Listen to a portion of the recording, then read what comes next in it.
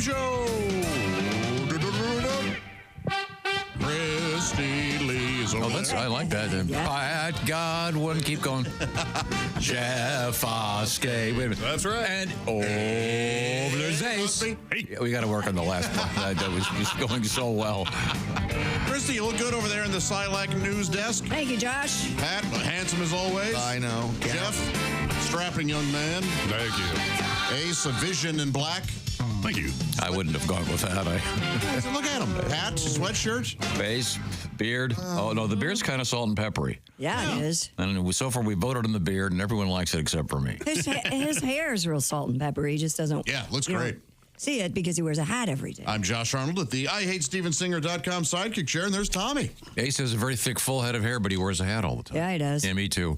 Thank you. I finally got Ace to. Well, for you not to wear a hat would just be bragging. Yeah, that's right. Yeah, look at all this good. Yeah. Well, we got a lot. Man, there's a lot going on. A lot of things happening in the world. Oh, yes. Fire and ice and all kinds I of things. brought Ace his beard oil Oh, today. nice. Here He you said he go. didn't want it. Oh, he didn't? Yeah. Oh, you wanted it. Yeah. Well, I brought you one too, but Once again, Mr. Oskey, a very thick beard. He uses something called beard oil. Josh traditionally uses something called wishbone as his beard oil. Wishbone That's just Italian. mean. I see. Hey, at least he's gone from ranch to Italian. I guess I should. Lighter. Can you imagine Little blessings. Can you imagine putting ranch dressing in a beard on purpose? Yeah, I can just see the flies gathering. this is a sweet orange. That's right. So help me with That's what what I was beard thinking oil. of. I could never grow a decent beard. What is beard oil for? It's just to calm down. I should have used some today. It's to calm down your beard and just keep it manageable so it's not all wiry and crazy. Does it make Yeah. it smell good? Mine will. It's sandalwood. Does it smell good, Ace? There you go. Right on. Thank you very much, Jeff. Speaking of beards, this is Liza Minnelli in the news? that would be Sorry. appropriate. No, that's fine. Sad news in the world of folk music. Oh, yeah, Peter, Paul, and Mary. Peter Yarrow, the guy that wrote the music for Puff the Magic Dragon. Died at the age of 86. And the reason I bring it up in the context of beards, yeah. those guys had what would now be incorrectly called a goatee. Mm-hmm. Technically, that's a Van Dyke. But they had facial hair when nobody did. Oh, really? Yeah, you didn't. Was that a protest thing? It was kind of I think it was sort of a beatnik thing, a la Maynard G. Krebs, in terms of the mass culture phenomenon of the Dobie Gillis show. How did I know we were going to open with this? I had it right did here too. on the I did top. too.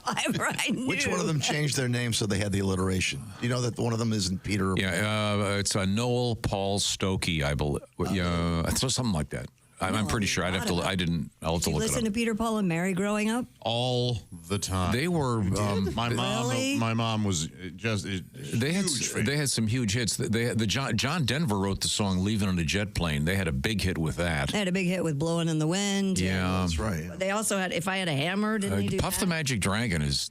Their biggest one, I would think. That's Will Live Forever, and that was the one Peter Yarrow took a poem a friend of his had written, I think, and made it into that song. You had to track him down and give him money years later. Oh, he did? Mm-hmm. Oh, Oh, It's true. Do they still show that cartoon? Puff the Magic Dragon? Yeah. Was that based on that? Yeah, Like, that was all. They made. I want to say they made 3 different TV things with that. I love that. yeah. I remember watching. But again, if you look at photographs of that era, which is sort of like pre-64, kind of pre-Beatles, nobody had facial hair.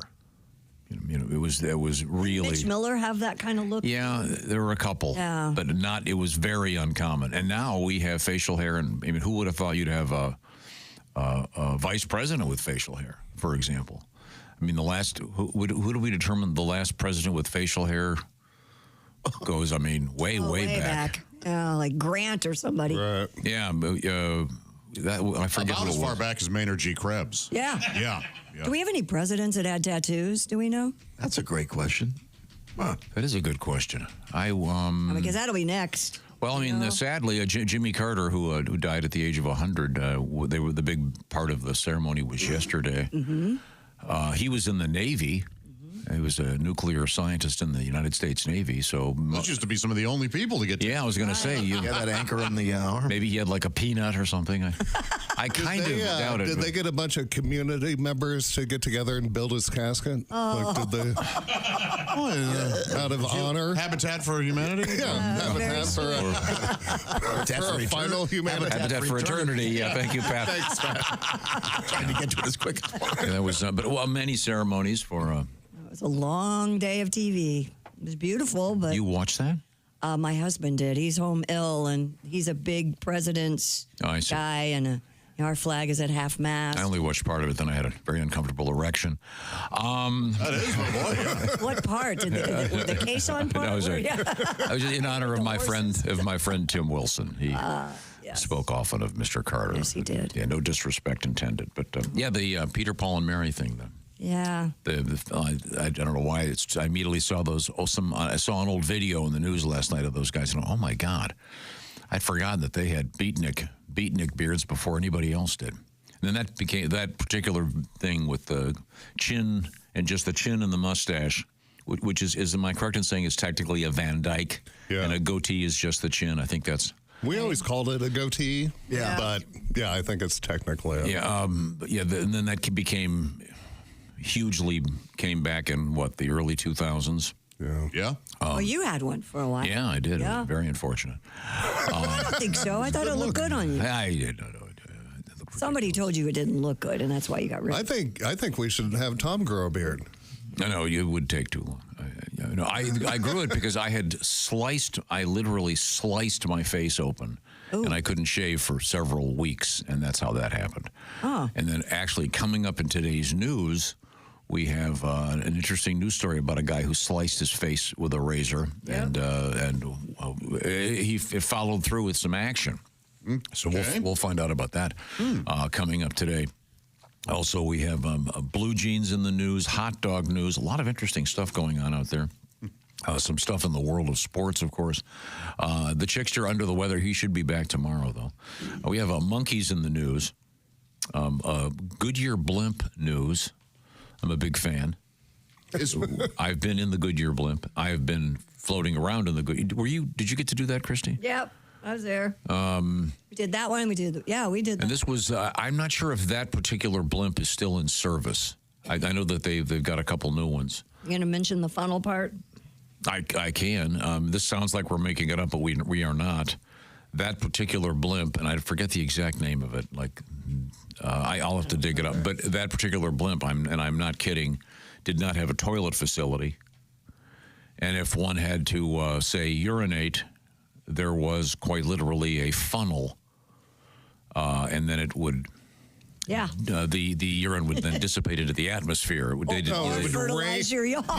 or rain upon the college crowd that's there to watch the football game. Yeah, I don't know much about science, but I think at that altitude, it probably doesn't really make it in one big. What do you call a lot of water in the like a big wad? What's the word I'm looking for here? I just like pissing in this in one big pissing. But we have Goodyear blimp news. Good news, by the way, about the Goodyear blimp. A bizarre story that it gives me a chance to play one of my favorite songs. Get your Googles ready. I bet you'll know this tune. In fact, when we come back, I'll play just a little bit of it, and I guarantee one of you will know the song. Okay. All right. It was a monster hit, I want to say, in the era of the aforementioned Maynard G. Krebs, which you may have already Googled. Now, Christy, do you know who portrayed Maynard G. Krebs? Gilligan. Bob Denver? Bob Denver. Yeah. I've been in this room a long time. And I never saw the he show. played the classic Hollywood version of a so-called beatnik. Yes. And, of course, once again, Peter, Paul, and Mary, two beatniks and a hot chick. She was gorgeous. You loved her, didn't you? Oh. There only one left now?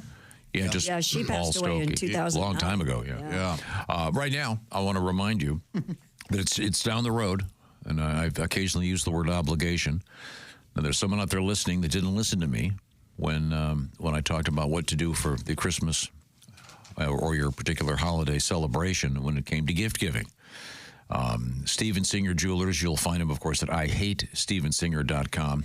Perhaps he should get a new website, StevenSingerSavedMyAss.com, because this is what you can do to get these particular holidays in focus and get yourself so you get through them okay.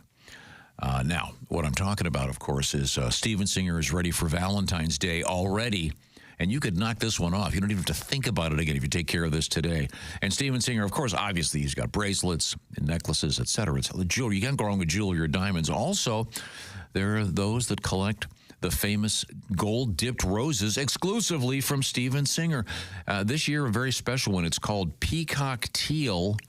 And it's kind of a, what is it? What's the word? Like an array of colors? Ombre. It's an ombre color. Oh, really? Yeah. I never even heard that word. You've never heard ombre before? I haven't either. I thought ombre meant O-M-B-R-E? Oh, I thought it meant a dude from Mexico. Real bad hombre. So you're not going to get like a little flower with a sombrero on it. Badges. Christy's ruining my whole presentation. What I'm saying is Steven Singer, once again, he's not at StevenSingerSavedMyAss.com, but he should be, because this is a great gift, and there are those that collect them. They've got them all, and this is a new one. It's envision a peacock, kind of with a Caribbean feel, beautiful, colorful, real rose dipped in gold. You got to see it. It's very obvious by going to IHateStevenSinger.com. $79, and of course the shipping is free, lifetime guarantee, like everything from Steven Singer. So give this a chance right now, and maybe you can just knock off that Valentine's Day thing. IHateStevenSinger.com. By the way, special edition of this show coming on Valentine's Day. I can't really say much about it, but it's happening. Once again, IHateStevenSinger.com. Coming up, we have, like I said, monkeys. We also have a really annoying story about someone doing the right thing. Well, that's always nice, though. And that's annoying? Well, when it backfires like this. No good deed, huh? There's a gun involved. Oh. Okay, all right. This is the Bob and Tom Show.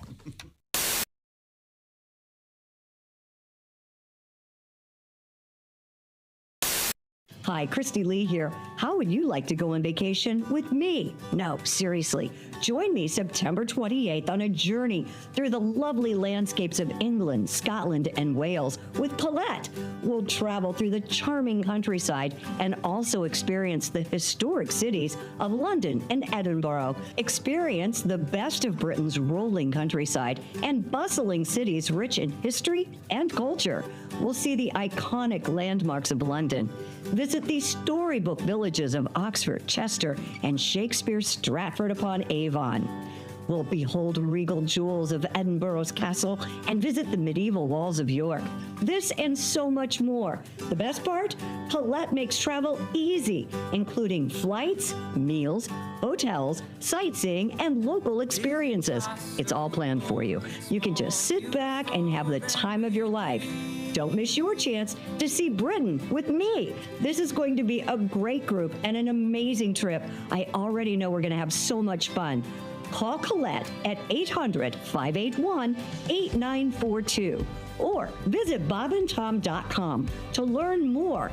Don't miss out. Call Colette at 800-581-8942.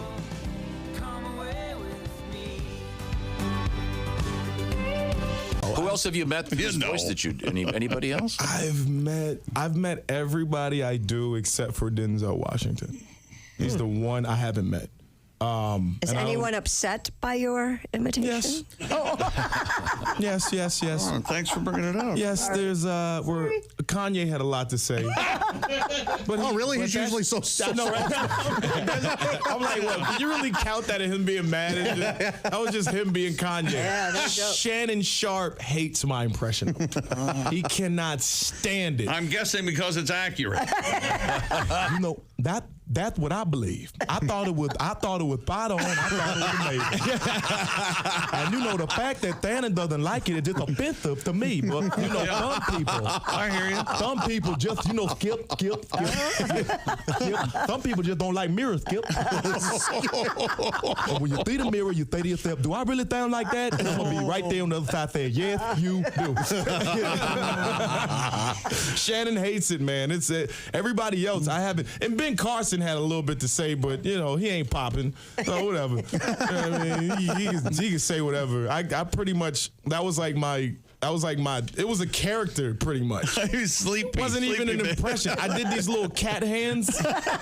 You know, the hands with the hands like this, and I would turn my face, and so many people would ask me, they'd come to my shows, can we do the Ben Carson pose? I was like, this is actually a thing. Yeah.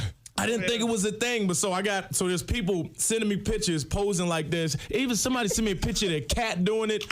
Their cat. There was a picture of a baby. He was doing it. I was like, I did not know that this obscure impression had so much premise over you all. I did not know that. And what is he, like secretary of something? He may be retiring. He's Secretary of Housing. We don't got to, you know. Let's get past him. We just want him to have, something really high profile so you can bring it back.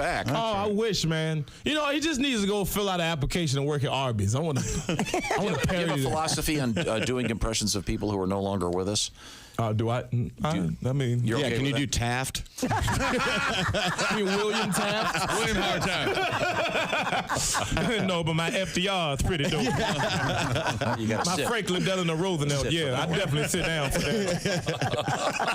I don't do Teddy Roosevelt, but I do FDR. He has the back of a chocolate eclair. That's one of his famous quotes. Jay Farrow is our guest. Okay, let's go see Bob and Tom. Yeah! You can't say it on the air. Trust me. Not the way you want to do it. I've been over this 100 times. If you say that, we're going to get a fine. We're not going to get a fine. The average idiot's going to perceive it as the noun. No. We can't do that. You can't say that on the air. It has no meaning as a verb, whereas my term can be taken two ways. That's why the joke has a joke. No, you can't do that. Kids, let me just ask you this. Am I right? The only way to make this joke funny, you've got to use the word cornhole.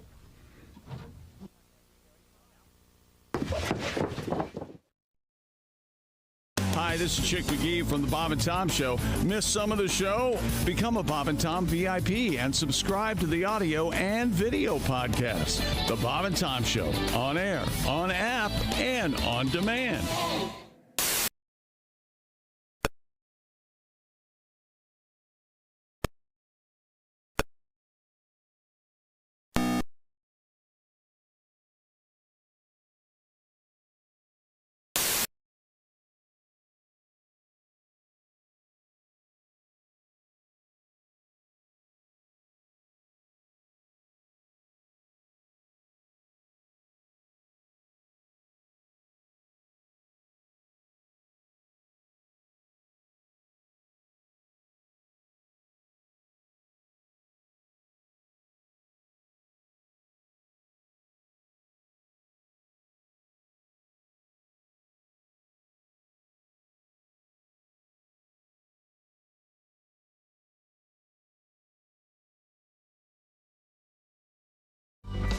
Welcome back to the Bob and Tom Show. We're here at the O'Reilly Auto Parts Studio. Great morning thus far. Hope you're having one as well. Tom, a lot going on today. Indeed. And we're going to have our first quiz. God. I love these. Well, Really? let's see, how many people are in this room? 5 of us in here. I think at least 2 of you are going to get this. Okay, go ahead. So if you know the answer, don't blurt it out. All right. Okay. Now, I mentioned that we have a story coming up. There are 6 of us. And 1, 2, 3, 4, 5. There's 5 others. Oh, okay. 6 total. How many are in this room? The answer, I guess, technically 6. We include you in this. Yeah. No, but I already know the answer, and I'm in charge. I see. All right. So I'm in this room only in a physical way. I'm really out in many other ways. A new story coming up that gives me an excuse to play this song. We opened up the show talking about the sad passing of Peter Yarrow from Peter, Paul, and Mary. They had a bunch of hits and sold lots of records. My mom would tape their PBS specials and watch them, what we considered ad nauseum as kids. Yeah. But looking back, it's nice music. What are you going to do? Yeah. And in any event, I mentioned that they had beatnik beards, as they were called back then. They were way before the beard revolution that has taken over our culture. But anyway, another news story gives me an excuse to play this song, and let's see if any of you can get it. If you know the answer, raise your hand. I know this is radio. I will just point out the one. Okay. Okay, let me get this over here. This should be it here. Okay, anybody got it?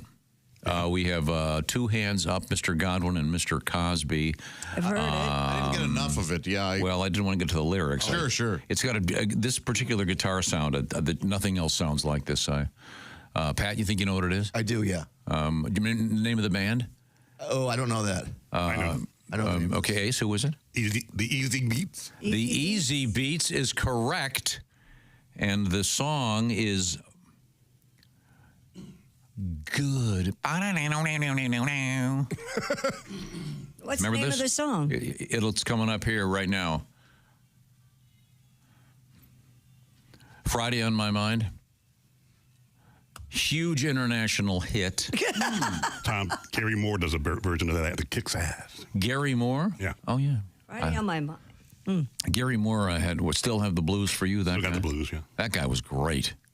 He was in here. He had a gigantic scar on his face. I mean, like from the eyeball to the chin. Like he got in a knife fight and some guy really sliced his face open. Really? Oh. Yeah, that's a blues player. That gives you some street cred, unless you did it, like some like kind of pansy way. Merry-go-round. Right. Yeah. Oh, so you don't know that he was slashed? You're just assuming. guessing. I think I asked him about it. Oh, okay. We'll have to dig up the interview, but.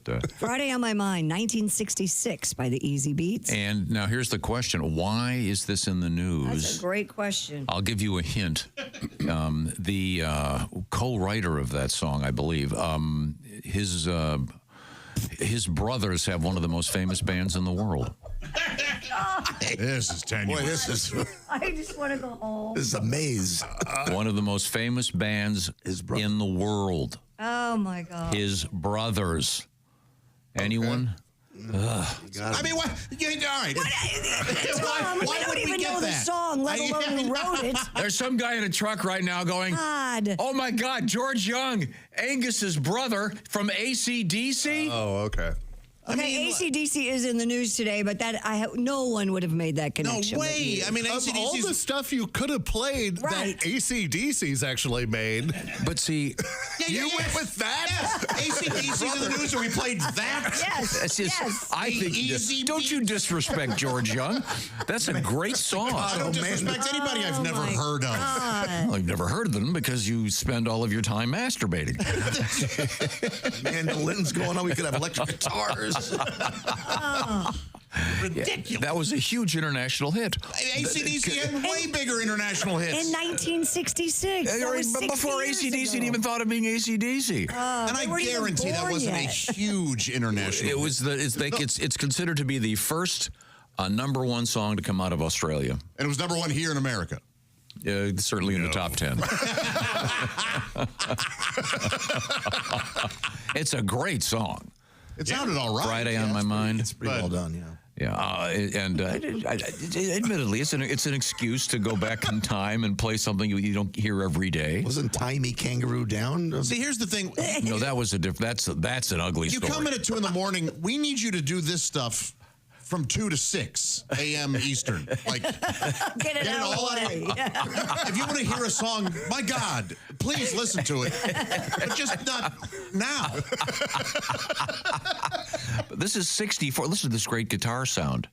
Isn't that nice, Pat? It's nice, yeah. Great vocal, simple, yet nag me. Then it kicks in right here. Ready? Can't even enjoy it. People listening to this show now, the younger people are going, every day it's just And I'm trying school. I'm educating It's them. school. It's like I'm learning something. Great music. You're learning about good music. I don't know about that. And AC/DC, again, one of my all-time favorite bands. Not terribly top of mind, and I know they're in the news, but probably because one of them died. Well, not that, They're but ancient. Well, sadly, George is gone, their older brother. Yeah. What a tragedy. So that, Never even knew him. that Easy Die Beats of consumption. the Easy Beats reunion show will not be happening. I just think it's one of those great songs you don't hear enough. That's all. Okay. Yeah. Don't hear enough. Don't hear ever. That's well, that's the problem. They keep playing the same stuff over and over again. Okay, well, we'll get to that show that story, I should say, about AC/DC coming up, because they are in the news today. I could do it right now if you'd like. Is it good news? Australian construction officials issued an apology after they accidentally demolished the childhood home of AC/DC's Malcolm and Angus Young. George, too. Okay, George is not real even quick. in the story. Can I stop you right here? Yes. So it's about a house that has a deed on it, but we played that instead of dirty deeds. Like, okay. I think maybe perhaps we should have taken the more obvious route. We didn't say shake the foundations. Even better. Well, this is a dirty deed done by the. Yes, it was a dirty deed. The number 4 house on Burleigh Street in Sydney bulldozed despite being listed on the National Trust list of historic homes since 2013. I think it's kind of cool that Australia is honoring George, Malcolm, and Angus Young by preserving their home. Yes. That just shows you the importance of AC/DC. They founded the band was there in launched 1970. because of the Easy Beats. No, it wasn't. and their older brother. I know. Read about it. You'll see. Oh my God. I love how you put in the story George co-founded the rock band The Easy Beats. There's nothing rock about that. Are you kidding? Tom, this is great. That is not a rock song. That's a pop song. I still haven't heard that guitar lick. No, because he doesn't.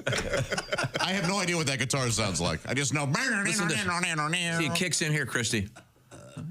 This is a pop song. There it is. I let him play that time.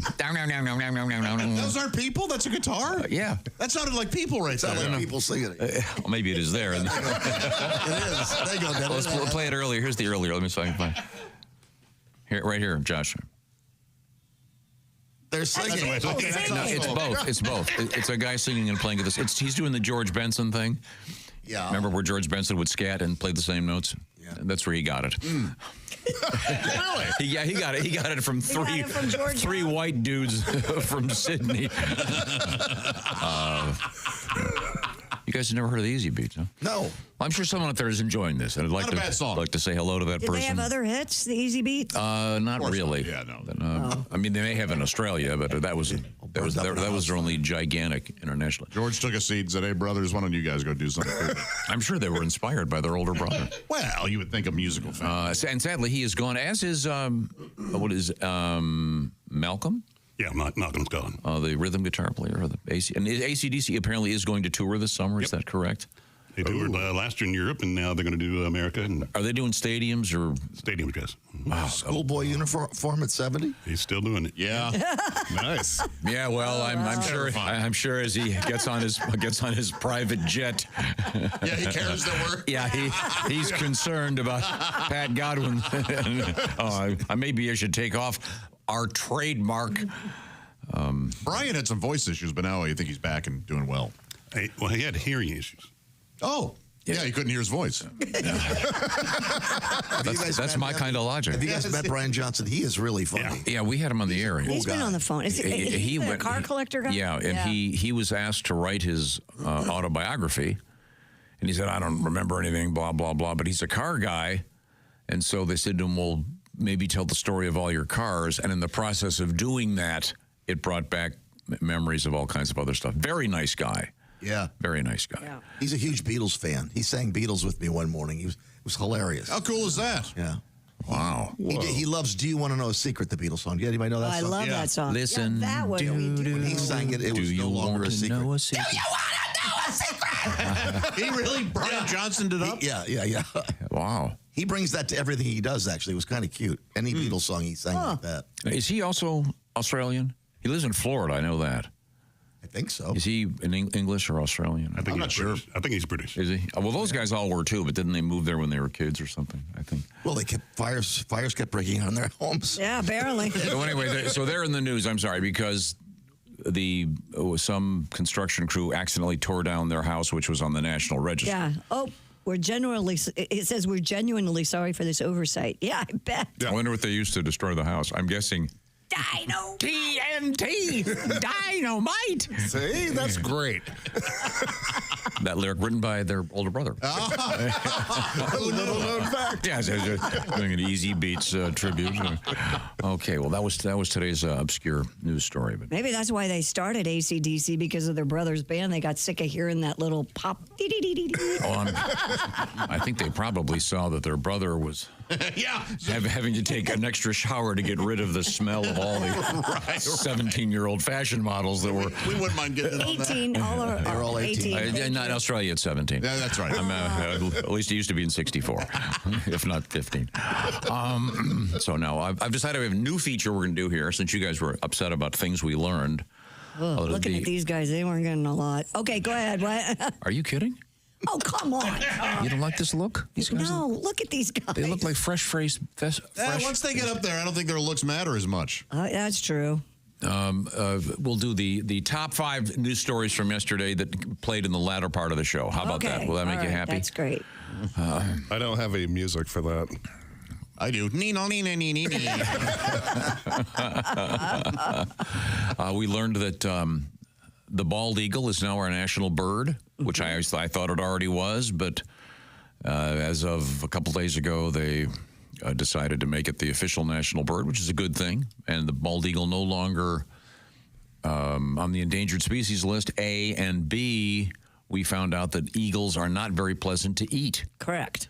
They are what is the determination that they were greasy and they don't taste tough. good at all. Yeah. But it fishy. Remember, because they eat a lot of fish. Yeah, they don't they don't taste good. So you don't want to break. You don't want to eat an eagle. We had a really great story for Josh, because Josh is a fisherman, as is Mr. Oskey. A guy fishing off the coast of South Africa was able to rescue a woman who was caught in a riptide. Rip current, whatever, and he literally hooked her with his fishing rod and reel and brought her in. Yeah, reeled her in. So I guess he had, I don't know much about fishing, would that be like 250-pound test? Yeah. I know how big the woman was. Yeah, maybe that's true. Maybe 150-pound test. She was wearing blue jeans. Yeah, right. And that is going to be coming up in a matter of moments. Thank you, Ace. And unfortunately, she was okay, but he gutted her and prepared her for it. Yeah. Oh no, she was a keeper. Yeah. He did not throw her back. He could have either joke she's dead. No, she's in fact alive. It would have been horrible if he only had 80-pound Tesla. Oh man, you get her close to the bank and it snaps. Oh, that's the worst. You can still reel it in with 80 pounds. Yeah. I understand he actually caught her, of all things, with the hook. Caught her in the zipper. So boy, that's not easy. He was fly fishing. Thank you. No, I'm serious. I know. Serious. I know. I'm sorry. That's the closer. I'm sorry. We did review, and we have part 2 of it coming up today. This is, believe it or not, from the United States Consumer Product Safety Commission's database of emergency room visits. Correct. And yesterday's topic was items that had been found inside the mommy parts of ladies and inside the male member. P's and V's. A staggering amount of things. So odd. I mean, inside, what is it? Sounding, it's called, apparently. When you stick things in the urethra. In the urethra. Just, I mean, phone charging cables. Apparently both... both, what is it, the sea and the lightning, Yeah. And perhaps what's the other one? Thermometers, plastic spoons, wax. You can only imagine. I wonder if anybody's done the turkey timer, like see if they can get it to pop up. Well, the challenge has been laid. Also, for the ladies, all kinds of, obvious things. A triceratops was not obvious. Yeah, the plastic triceratops. Yeah. Once again, they were both horny. Pencils, curling iron. Once again, we're assuming that had cooled down. Finger puppets. I think it's funny. Yeah, it's funny. But coming up, fun night. The weirdest one, though. Do you remember the weird one? They were all weird. What? This is a quote from the emergency room physician. The patient was roughhousing with her husband, who lifted her up and accidentally dropped her on a hot dog cooker. Nah, I don't believe that. That's a lie. None of that is Yeah, None of that. This is the thing about these cases. The patients obviously make stuff up. Usually it's, well, I was walking down the street when I fell and happened to get a shot glass in my ass. Of course, it happens every day, sir. You just coming up today, the same survey, but this time the backside. Go ahead, say it. The backside. In the butt. I'm guessing it's probably 90% guys. What do you think? Probably. Yeah. I don't know. We'll find out. Right now, I want to talk to you about taking a vacation and having some peace and quiet with the kids, because you can pop on those beautiful Raycon earbuds. I'm a big fan. I'm also a fan of their full headphones. The earbuds have something called active noise cancellation, so you can enjoy what you're enjoying, don't have to worry about what's going on outside. Also, Raycon earbuds, 32-hour battery life. That's amazing. They also have something called multi-point connectivity. I have no idea what that means, but it lets you pair two devices at the same time. So that's cool. Now, just remember, the beauty of the Raycon earbuds is the price and the sound. It's all about the sound, but they do offer a whole bunch of different colors if you're picky, including royal blue, blush violet, forest green. But I like the sound. And we're all fans of the Raycon earbud. There's the green one. There's a pair of green ones right over there in front of Pat. Yeah, there are. Now, I'll find out what I'm talking about by going to buyraycon.com/Tom. A lot of three-letter words there. buyraycon.com/Tom. The only one that is not three is the word slash. Buyraycon.com/Tom. Here's another number for you. 15% off site-wide. Anything you want. 50% off today. Buyraycon.com/Tom. Makes a great gift, by the way. Makes a great gift for Valentine's Day or for any day. When we come back, we have interesting news in sports. We have a blimp update, more bananas in the news, and something in the news that I've often complained about, which is the similarity between the containers for crazy glue and the containers for eye drops. Which is this? Quick. You know you always keep them in the same cabinet. That was glue? This is glue. The eye drops look just like this. Well, somebody got them confused. We'll find out what happened. This is the Bob and Tom Show.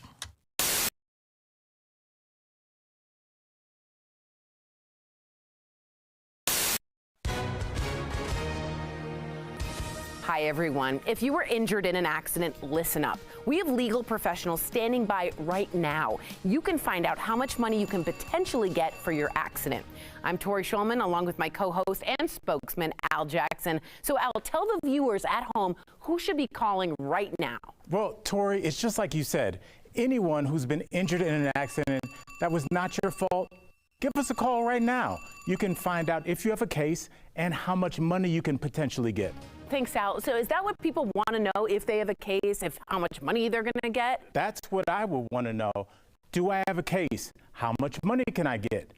The accident that happened can't change, but how much money you receive can. So I encourage everyone watching at home, give us a call right now and find out how much you can potentially get. Thanks, Al. You guys heard it here first. Take advantage of this amazing opportunity and call now.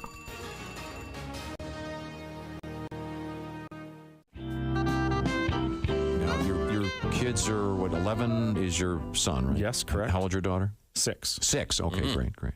Yeah, she still gets away with stuff, probably. 6 years old. She's so funny that I just refuse to punish her for anything. Right. She came home from kindergarten one day and she goes, Dad, Stacy and I were playing catch and she hit me right in the balls. She only has an older brother. She's only heard that area referred to as that.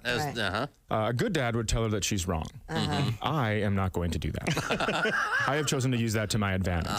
She'll be on her first date making out with some dude and she'll be like, touch my ball.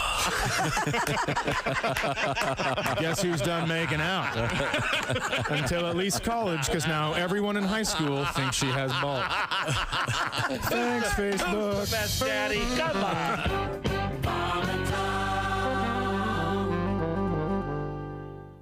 Maria, were you a temp? I was a temp for a long time, about 7 years, and I was like how they make every job sound like, so crazy. We do things a little differently around here. We're a bit of a nut house. Hold on your hat. It's going to be a wild ride. But it never is. I trained people in at offices, so I was like, oh, the fax machine's a little tricky. Yeah, you got to dial 9 to get out. No, a lot of people try to use the fax machine. They go, oh, it's not working. I said, did you dial 9? Once a week, Rajiv. No, every day we get bagels in the kitchen. Once a week, Rajiv makes mini muffins. That's on a Monday. Guess what that's called? Mini Muffin Monday. I wish offices would be as crazy as they always promise. You get trained in, be like, take me out of your pocket. Hi, I'm Zakynthos, the talking rabbit. I'm in charge of the volcano. Don't worry, you'll be working for Thor. He's always scrabbling through the recycling looking for quartz. He's a dwarf. Nude. Anywho, lunch is from 12 to 1, but there is a wrinkle in time, so just try to get back any time for the quickening. Your flippers, your barbecue tongs. If you have any questions, go back through the 5th dimension. I'll be sitting there on my lily pad. My only question is, when do I start? Yeah. It's a good job. Wow. Man. I love that. Dial 9 for the fax machine. Remember that. Everybody's crazy. No, they're not. Okay. Thank you. Maria Bamford is with us. Wow, that's brilliant. That's very, very funny. Did you ever work in an office, Tom? I don't think you have you? Worked in a restaurant, right? No. It's an interesting experience. Bob, did you ever work in an office? Oh, yeah. I've done a little. I have issues with authority, you might have. I know. That's why I was asking. You know what struck me is it's so quiet. What, in an office? Yes. Well, yeah. Well, you're still, that's if people are actually doing work, yeah. And I had to work at a bank once when I was at Temp, and I was stunned at how quiet it was. And people whisper, you know what the saddest place in the world is when you're the temp and it's time for office birthdays and you didn't get the email because you're not on the system yet. Right. And you hear the voice of your coworkers rise from the conference room, happy birthday, everybody who had their birthday in the office this month. And if you cup your Curves mug against the conference room door, you can almost hear the happy scraping of plastic fork against paper plate. And later sometimes, somebody comes by your cube and says, oh, there's cake left. Did the temp get any cake? What's her name again? Hey, my, if you want any cake, there's cake left. Nice. Cake? Temp want cake? Yeah. They all want cake. Now, Bob has split the hot dog and put the cheese down the middle of the hot dog. Good. That's fine. And now you're going to stuff that in the And I had to surgically remove the end of the hot dog. I circumcised my hot dog. Oh, to fit in the Twinkie. So it'll fit in the bun. Now, did you? That isn't a bun, though. It's a Twinkie. Now, did you take? It is the bun, my friend. Did you take the cream out of the Twinkie? No. No, you don't want to do nuts? that. Why would you take the cream out of the Twinkie? Why would you take the cream out? I'm going to take the Twinkie and shove it in there. Take it, Twinkie. Oh, the Twinkie split open. Look at that. Let me see. Hold up your Twinkie. Now, Bob's looks more like. Oh, boy. How does it taste, Bob? Bob is now taking a bite of the cheese Twinkie hot dog. Say the sacred word, the dog will come down. Give down it out. Bob, your thoughts? Not bad. So you've got the Twinkie, which is a cake instead of a bread bun. It's actually not bad. Well, Bob likes it. A little sweet taste, a little salty taste. Holy mother of God, that's delicious. Oh, my God. Have we done a calorie estimate on this? I want to make a point that Bob is using a hot dog as a pointer. As a pointer. You have got to try this. Me? Yes. No. Just one? Yes. One little bite. One little bite. Just one little teeny tiny bite. Come on over here. Come over here and bite my hot dog. No, we can do it tomorrow if you want to add bacon. Oh, we can no, make arrangements. she's eating it now. She's eating it now. Oh. Okay. Go, baby, go. I hope none of this creamy stuff gets on your cheeks. Now, Bob, put your hand on the back of her head. Sorry, I don't know what that was all about. Don't hold her ears. Just you're gonna love it. You're gonna love it. You're gonna love it. Give me more. Let her put it in her own mouth, for God's sake. Oh yeah. Sweet and salty, yummy. Christy, your thoughts, please. Could you get near the microphone and give us your thoughts? It's not bad. Don't talk with your mouth full. It's not bad. See, how about that? Bingo.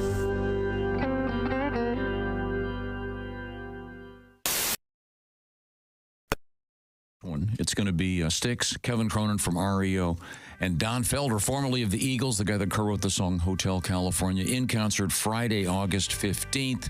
We've got some tickets for that one to give away. They're going on sale real soon. Welcome back to the Bob and Tom Show here at the O'Reilly Auto Parts Studios. We're all here. I'm Josh Arnold at the IHateStevenSinger.com sidekick chair with this message. New year, new rose. That's right. Steven Singer Jewelers' brand new 24-karat gold rose is peacock teal. Get it before they sell out exclusively at IHateStevenSinger.com. All right. And I'm urging Steven once again to change his website to StevenSingerSavedMyAss.com. Not bad. Because, you know, he can. Valentine's Day just around the corner. And maybe you blew it for the Christmas holiday.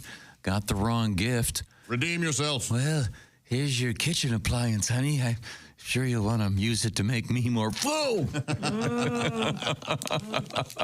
Now, a couple of quick things. The question is, let's see, Mr. Oskey is sitting in for Chick McGee over there. That's right. Ace Cosby, of course, running the controls. Pat Godwin has his guitar over there. Christy Lee sorting through the news at the Silac Insurance News Desk. Josh introduced himself, of course. This is Tom speaking, so the question is, where is Rob Martin? Rob Martin. Oh, I know. He's in Colorado Springs. Rob was our winner of Week 18 in the Pigskin Picks competition. Congratulations, Colorado. Congratulations, Rob. He'll be, in theory, picking the winners with Chick McGee tomorrow in the Shoe-In of the Week. He won himself that $500 gift card from Steven Singer Jewelers. Thank you very much for portraying yourself in our special movie called Pigskin Picks starring Rob Martin. Now, it's time to turn to the sports page, apparently. We have sitting in for the Chickster, the man with beard oil. World record. A man from China has broken the Guinness World Record for the most cucumbers cut in 1 minute by throwing playing cards. Oh, I always like this. This is just astonishing.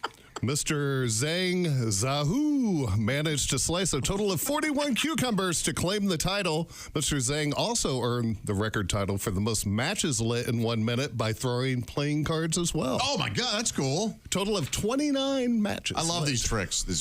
Ricky Jay used to be the master. Yeah. This guy's like amazing. He's like a vegan ninja, heaving these things. It's absolutely amazing. And lighting matches with them. So they must have had some sort of abrasion maybe on the card, so that when it crossed the match tip, the match head, it lit up. Or maybe just the edge of the card. Maybe enough. The speed enough was. Well, the cucumber thing, whenever they do these records, they always make a real big deal. Of course. About how none of the food was wasted. Blah, blah. So I understand for this one, they did a special spa day. Isn't that right? Had all the things with the ladies lying down with the cucumber in their eyeballs. Have you ever done that? I have never done that.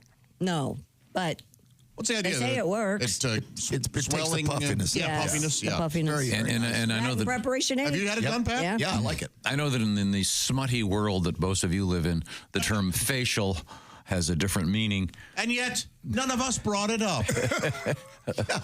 Once again, I had a facial yesterday. Okay, so a nice one. A real facial is. Yes. No, I've never had one of those. You've never had one? Well, no, I'm not surprised. But the place that I go, one of my exercise class next door now, they've got a new lady in there with big thing ad for facials. That's fine. Yeah. I assume it's legit. I don't know. It is. Right across from the Asian foot guy, so who knows? Maybe it's What if the Asian foot guy is just this Asian dude sitting on a recliner? Can I see your feet? That's the Asian foot guy. It's weird. They all smoke. Not all of them. And you know what? I've had to get up and say no and go out and say, I have to have somebody that's... Every time with the words, they all, in any context. They don't all smoke. But you know the place I go. I know where you Your go. friend works there, next door. And there's always these... I know. Folks out front, and they're all puffing away. And yes. And if you get... I don't know. In Asia, cigarettes are like $2. They're insanely cheap. But anybody who goes to Vegas knows a lot of Asians smoke. Well, in any event, a cool party trick. Congratulations to Mr. Zhang Yazoo for doing this. You're right, Ricky Jay, the late great magician. Yeah, he was a card thrower extraordinaire. And he's written a couple books about. Did you do that as a kid? Card tricks. throwing? Did you guys? We would, mess around, but never try to actually get it into things because I didn't know it was a thing until Yeah. Yeah, this guy has spent, if you read about it, a lifetime perfecting this skill he has. Who pays him for that? Well, that's the thing. It's essentially a party trick. It's actually one of the few party tricks that ends up with a party tray. Yeah. It's kind of a charcuterie thing. Oh, that's really handy, Mr. Yazoo. Very, very helpful. Anything else going on in sports? Yeah, officials in Korea are banning drunk surfing, but not till June. Oh, so you have some time. According to the Korean, chilly, isn't it? Yeah. Wait a minute. Wait. Have you been to Korea? Yeah, they line up with us. The hemisphere-wise and everything, they're in the same? Okay, I should know this, but... According to the Korean Coast Guard, the revised law of water-related leisure activities will prohibit people under the influence of alcohol from riding water leisure crafts such as surfboards or kayaks. Currently, only motorized crafts such as jet skis are banned. Under the new law, anyone found surfing with a blood alcohol content of 0.03 or higher will be subject to a fine. This is where I'm terrible with fractions. Is 0.03 higher or lower than 0.08? Lower. I think lower. Okay, so it is. Yeah. There's some fraction. It's like a reverse deal, or some percentage or something that always messes me up. I'm real dumb with math. They say those who refuse a sobriety test could also face fines. Ooh. How do you know if a surfer's drunk? When you see them drowning? Oh, I don't Yeah, know. you're right. At what point do you? I would think the sobriety test would be hard on a surfboard. Like, I think. Like, How do you pull them over? I always thought that was weird. They'll do that on boats, on lakes. Like, they'll give them sobriety test on the boat. It's like, the thing's moving. You got to take that to land. Well, they don't do the walking one. I think they do the blowing one. Oh, okay. But yeah, you talk to an officer of the law that works in the boating department, and there's a lot of really drunk. Yeah. Oh, yeah. I mean, I can see why you'd have this for They don't call motorized it Cocktail Cove for nothing. Yeah, motorized watercraft, but for surfing, That's crazy. 0.03 seems really They just don't like wanna that's have a to go beer. That's low, yeah. Yeah. That's breakfast. That's driving to work. Josh, you used to live in South Korea. Yes. I'm assuming weed is illegal and probably nowhere to be found. It was like you would get major trouble for it. Yes. Now I don't know. I mean, I lived there 15, 20 years ago. Because in the world of surfing, I don't know. I assume weed's a little more popular than. Possible. Yeah, probably. Probably. Maybe because of Spicoli. Yeah. That's probably the reference. So if you're doing that, be careful out there. Yeah, if you're surfing in Korea. Oh, and Josh, you'll love this. Here's some national hockey scores. The St. Louis, unfortunately, lost 6-4 to Minnesota. And Winnipeg beat Nashville. Okay. Well, thank you, Rich. Coming up, a world record out of hockey that I sent to Tom and Chick that I guess we're just not going to do. You sent it to me? I never did. Yeah, I did not. I'll dig it up. I don't typically see your emails. I see. I mean, I see them. I just don't read them or open them. Coming up, we have a bank robbery gone awry, and we have lots of monkeys in the news. Very nice, right? And possibly a Paul McCartney story about a monkey, and another Waymo taxi story. Very interesting. The driverless cab. This is the Bob and Tom Show.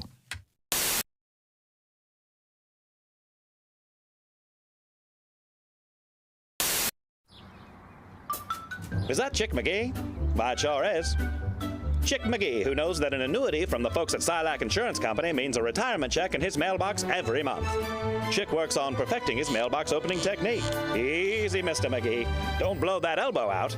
Chick isn't quite retired yet. He's just practicing for it. Because one day, Mailbox McGee will be taking his retirement the easy way. SILACINS.com. Silac Insurance Company. That's nice. That's so nice. We got another song for you, baby. Oh, we'd love to hear one more. What have you got for us? Baby, you know this one. It's a song about your britches.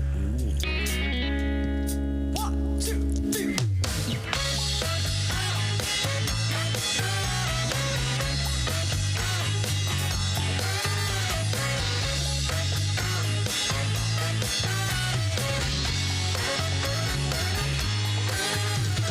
Monday, Tuesday, hump day is halfway. Sticking in the pig, popping in the bank. Saturday's coming quicker than you think. 48 to rendezvous.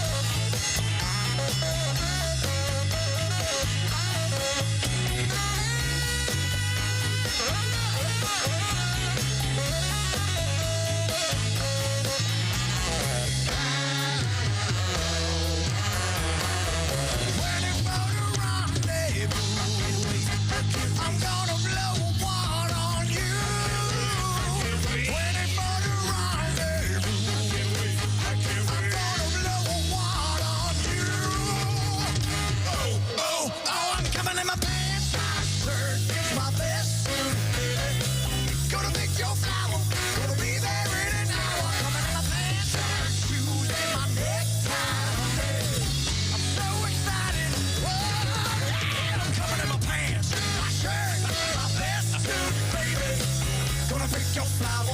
Gonna be there in an hour. Coming in my pants, shiny shoes, and my necktie, honey. I'm so excited. Whoa. I'm so excited, you know. I can't wait, baby. I'm so excited. I hope that I don't come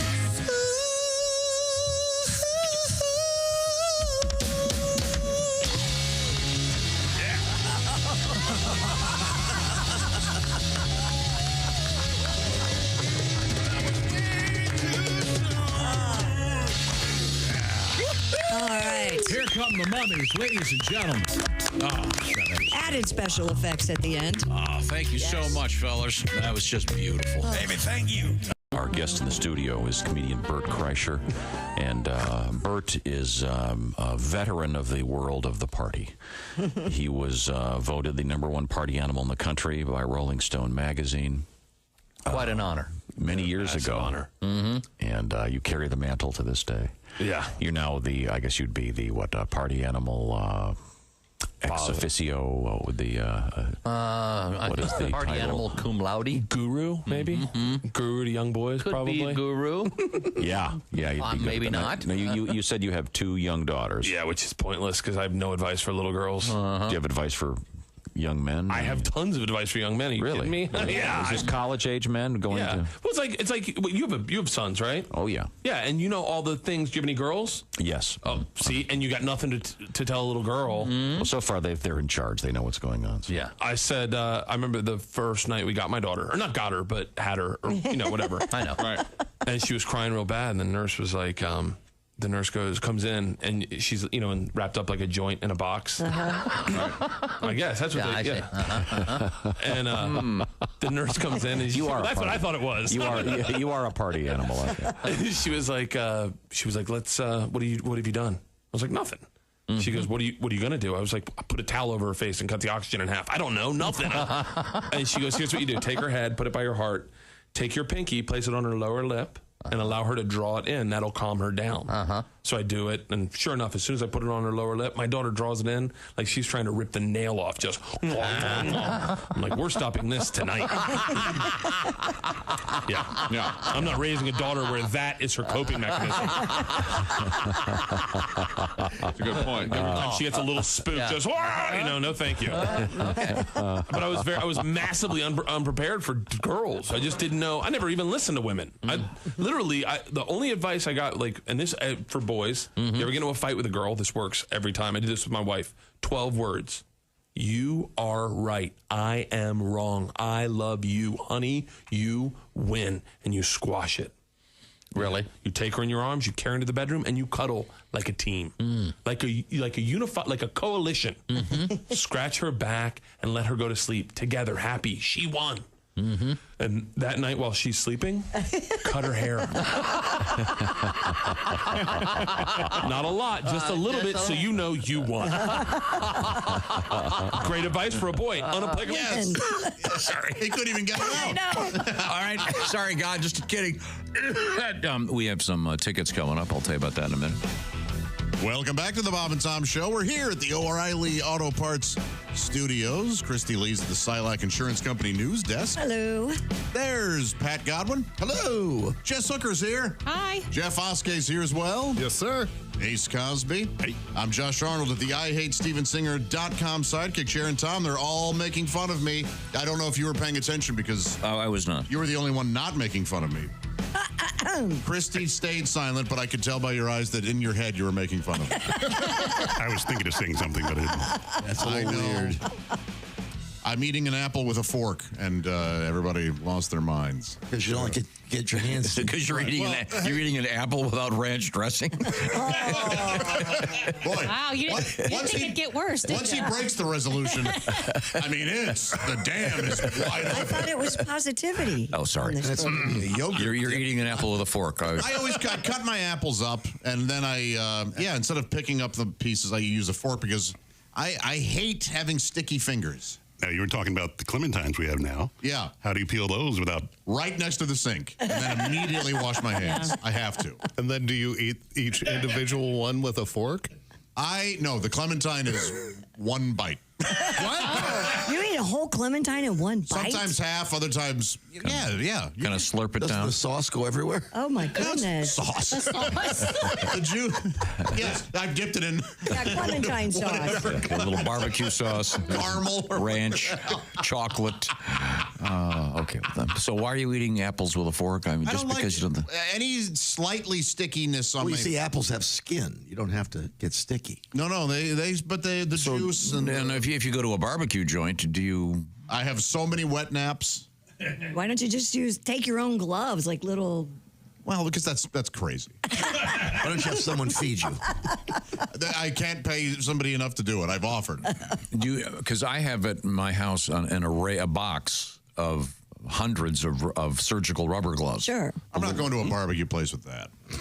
That would be funny. You should. We went to a seafood place my daughter wanted to go to, and they bring out bags of seafood, and they give you gloves to wear. I've been to one of those places. And I did not enjoy that. Like a steamer? Yeah, I don't want to glove up. Yeah, like, I'm I the felt same like way. I was going into surgery. Well, the one I went to, they gave you like that bulletproof fabric, whatever that's called. So you don't get sliced up on the Kevlar. Oh. Yes, they're like Kevlar gloves. Eating those king crab legs. Yeah, so you don't. They don't. I guess they had someone open their wrist up with a king crab. You can. Sure. But we have Jess Hooker here, who's by far the best cook in the room. And do you ever use like surgical gloves when you're preparing chicken? Or I know whenever I'm preparing my turkey, I put those gloves on. I don't. No, I don't. There's something about feeling the food. I like it. But do you have fingernails of any? No, I don't. Okay, I don't keep fingernails. I keep them. Like if you're making, getting the stuff out of the turkey, you get that stuff under your nails. Yeah, It's so gross. that is. It doesn't bother me, and I wash my hands a lot. So Same. I just wash my hands a lot when I'm preparing food. I definitely use gloves when I'm. Okay. So, the larger point here is that Josh is eating an apple. Yeah. Nice healthy food. I love apples. Apple a day keeps You the missed it, doctor Josh. away. The larger point is Josh is eating I an heard. apple. I know. Some of these I play along, some I steamroll. Not say a brownie or something breakfasty like a cheeseburger. Is it true that there's something in an apple that has the same effect as a cup of coffee? Like it gives you energy? Have you heard this? I find that I have not heard that, but Okay. what I find is that I have my energy level. So if I have one now, Yeah. my energy level in the afternoon is nice. Oh, okay. So it helps maintain. Yes. Okay, I like that. That's good. Because it is one of those sugars that releases slowly throughout the day. Yeah, as like opposed, honey. Yeah. yeah. Well, that's all nice. Yes. Now, I thought delicious. I found a story that may lead to a song from Mr. Pat Godwin. This is a story, and again, with Jess here, I thought we've also discussed laundry issues with you prior to this. And not to suggest that women know more about laundering things than men. I consider myself probably the greatest authority among heterosexual men about doing laundry in this Can I be honest? country. I want to start a show about laundry. I love doing laundry. I love the process, the folding. I love all of the things you can buy. I love laundry. I want to do a show just about And laundry. do you get incredibly irritated if you're doing, and then someone comes in and they want to use the dryer, and you've already got? No, my family knows. Just don't come downstairs. This Okay. is my space. Yeah. Now, all right. I do the majority of the laundry at my house. Mm-hmm. My lady is unaware of this. I wash everything together on cold, and I have for years, and nothing bad has ever happened.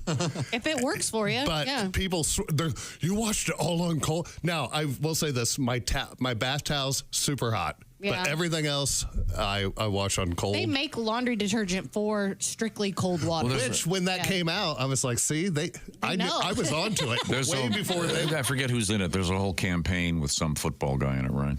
There's some television campaign. You just use cold water. Right. I am precisely the opposite. You wash everything on hot. Sanitize. I have a sanitized cycle. Nobody wants you doing their laundry. You ruin everything. It does affect the clothing. Of course okay. it does. Line faded jeans. That's It's okay. the fibers. Well, that's what this is all about. This for some reason, this story pops up over and over again, and it was back a couple days ago. I was going through some stuff, and there it was, and it's about blue jeans. And it all started. Do you have the original? Yeah, Levi Strauss, which has long warned customers that washing machines can fade denim's indigo hue and cause shrinkage, talked about this a long time ago and advised consumers to place their jeans in a freezer whenever they began to smell to kill off the odor-causing bacteria. However, the denim experts at Levi Strauss now agree with the researchers that freezing those pants won't remove germs. Yep, they are not recommending that you freeze them anymore. Keep them out of the freezer. And this started with the head guy at Levi's, the CEO, a guy named Chris Berg. Yeah, Chip Berg, B-E-R-G-H. His name's Chris Berg, yes. Chip. That's a Tom. He said he had never. Yeah, go be wrong with confidence. That's my policy. I watch the TV news. Yeah, lie with confidence. Chip Berg said that he had never washed his Levi's 501s. He said this a decade ago, and it went viral, and everyone was talking about it. I don't wash my jeans. Ever? No, like to sanitize them, I put them in the oven at 350 for 45 minutes. I do the opposite of the freezing. How about that? Yeah. Well, guess what? The freezing wouldn't work. Yeah, because it doesn't really kill the bacteria. You've got to do it like at minus 80 Here's a guy. Yeah, I have it right here. Dr. Stephen Craig. Do you have this guy? Stephen Craig Carey from University of Delaware. Extremely cold temperatures can kill bacteria, but a home freezer is not going to get the job done. Most home freezers are kept at around 0. It needs to be minus 80. And if you're keeping your food at minus 80, boy, you got dead people in there. Good luck getting that ice cream out. Yeah. Now, conversely, Dr. Carey says if you warm your blue jeans to 121 degrees Celsius, oh, geez. Which is 250 degrees Fahrenheit. See? For 10 minutes. But then he says, and I put this in bold italics, or just wash them. Yeah. Many dermatologists and researchers say washing after 3 to 10 wears is probably, or when they're visibly dirty, a safe bet. I wash them every 2. I will wear my jeans twice. And then wash them until they're stretched out. Unless I did something gross, and you know what I mean? Right. Give them a sniff. Yeah. Eat a juicy apple and get the juice all over your pants. I think I see Pat, please. I think he meant sharted in them, Pat. I think clearly. Read a peach. But I mean, but the guy who never washes them, what's his name again? Chip Berg. He's the CEO of this big company. So none of his staff's going to go, hey, Mr. Berg, you smell like an unhoused man who hasn't pooped indoors in 3 weeks. Maybe washing your pants would be a good idea. So he also get his jeans for free. Hey, that's a big thing, too. Right. I never wash my jeans. No, I bet you throw them away each day. Wouldn't an iron do the job? I don't know if they get that high. No. Will that get up to 250? Do you iron your jeans? No. There was a time. I have. Really? Yeah, back in the day. Especially when you're going to, well, we're performers. Yes. Yeah. Oh, God. The last time Rodney Carrington was here, we had to... I forget exactly why. Pat, you went to that show. Rodney had to have he had a special kind of jeans, and they had to be ironed a very special way, and we took them to crease, special crease. Okay. I just pull them out of the dryer and stick them on, nice and warm. Warm. Sometimes the zipper gets too hot, though, doesn't it? Yeah. If you hurry, we can do the song. No, we got to do the song next.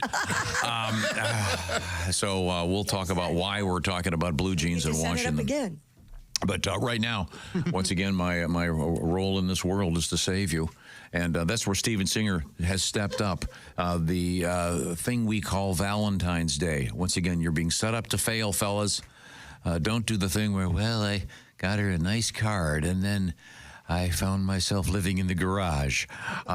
It doesn't matter what they say. So I say it with jewelry this Valentine's Day. Or... with one of those special roses exclusively from Steven Singer Jewelers. Now, you'll find Steven Singer Jewelers by going to IHateStevenSinger.com. I'm urging Steven once again to change it to StevenSingerSavedMyAss.com on Valentine's Day. What's at stake here? Well, it's the new peacock teal gold-dipped rose. He does a new rose every year and for every season, and this one is, again, an actual rose dipped in real 24-karat gold, and then very colorful. It's called the peacock teal. And it's got kind of a Caribbean feel. You know how fancy and colorful peacocks are. This is a real beauty. Check it out. And by the way, it's only $79. And of course, it has the Steven Singer guarantee, free shipping. See what I'm saying by going to IHateStevenSinger.com. Don't accept a fake. Don't accept a knockoff. Get the real thing from the guy that perfected it, Steven Singer. IHateStevenSinger.com is the place to go. Thank you, Steven. Now, coming up, we're going to get that song out of Mr. Godwin. The topic is washing your blue jeans, please. And we are reporting all this from the O'Reilly Auto Parts Studios, and this is the Bob and Tom Show.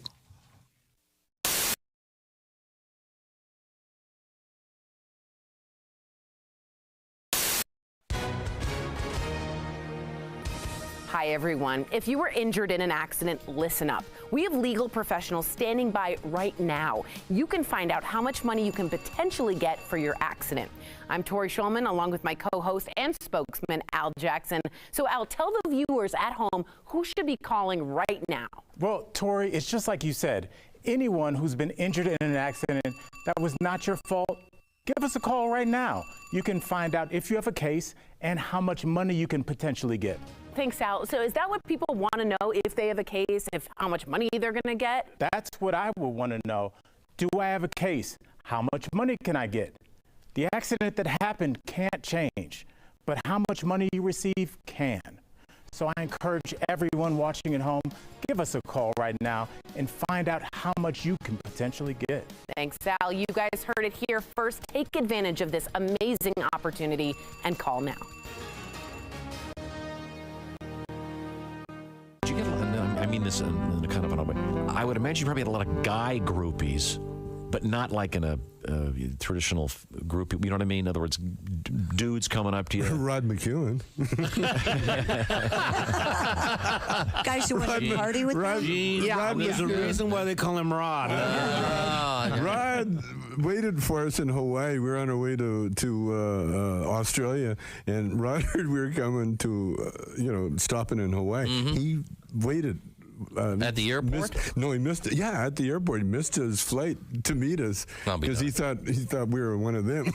Oh, that's interesting. Because of the bits we did. You know? What I meant was, as Christy, in other words, you guys were like, clean it up now. I want to party with these guys. Party with these guys. I mean, I imagine that'd kind of be a buzz. Kind of be a burden though after a while. Oh no, it was all, we just like, I don't think so, man. We got a lot of bits from these parties.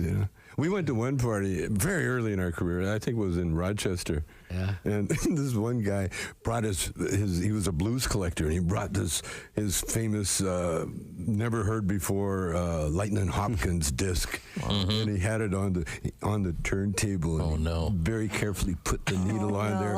And he sat down with his eyes closed, and some party guy ripped it out. Threw it on, put another record on. So that was cool. That one. Remember that one? That's where we got Earache My Eye from. Oh. Hey, that's my record, man.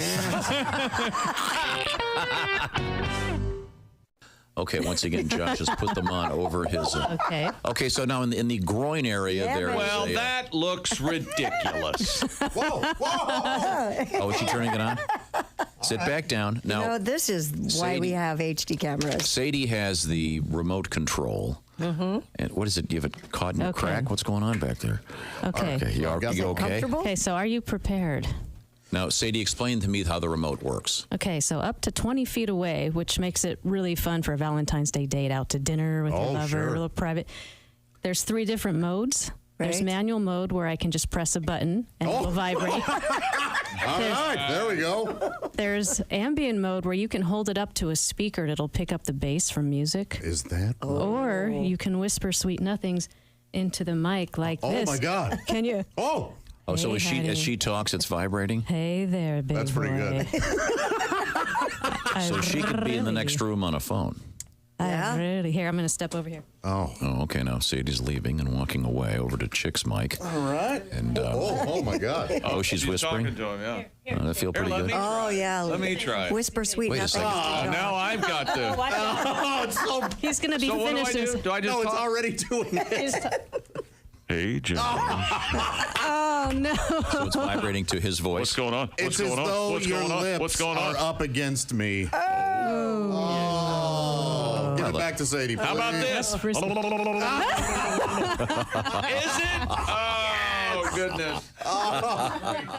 When you become the Bob and Tom VIP member, you get more and less. Wait, which one is it? More or less? It's both. VIP members get more stuff to hear and less commercials to not hear. So, for clarity's sake, Bob and Tom VIP is a good deal. Yeah.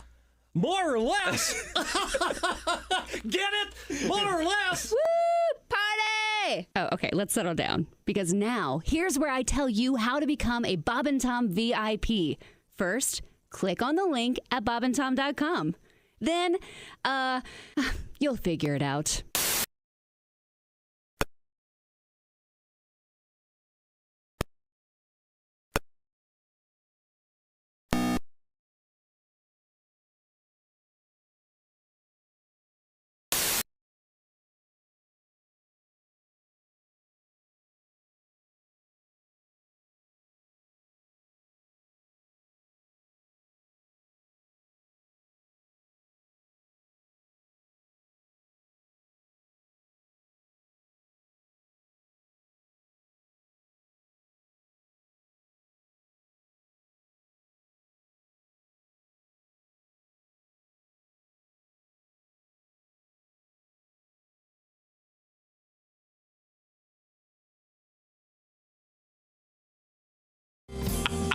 Welcome back to the Bob and Tom Show. We're here at the O'Reilly Auto Parts Studio. Tom's going to open his house up. When Tom announces, I'm just trying to help. The stuff that either came before it or after, usually not helpful at all. No. Although Tom is one of the, I was thinking about this the other day, the no good deed goes unpunished. I believe we have a story coming up about that. Oh, God. Tom, you are one of the kings of that. I just had one happen. You've had some generosity really backfire. Yeah. I have had a couple really backfire.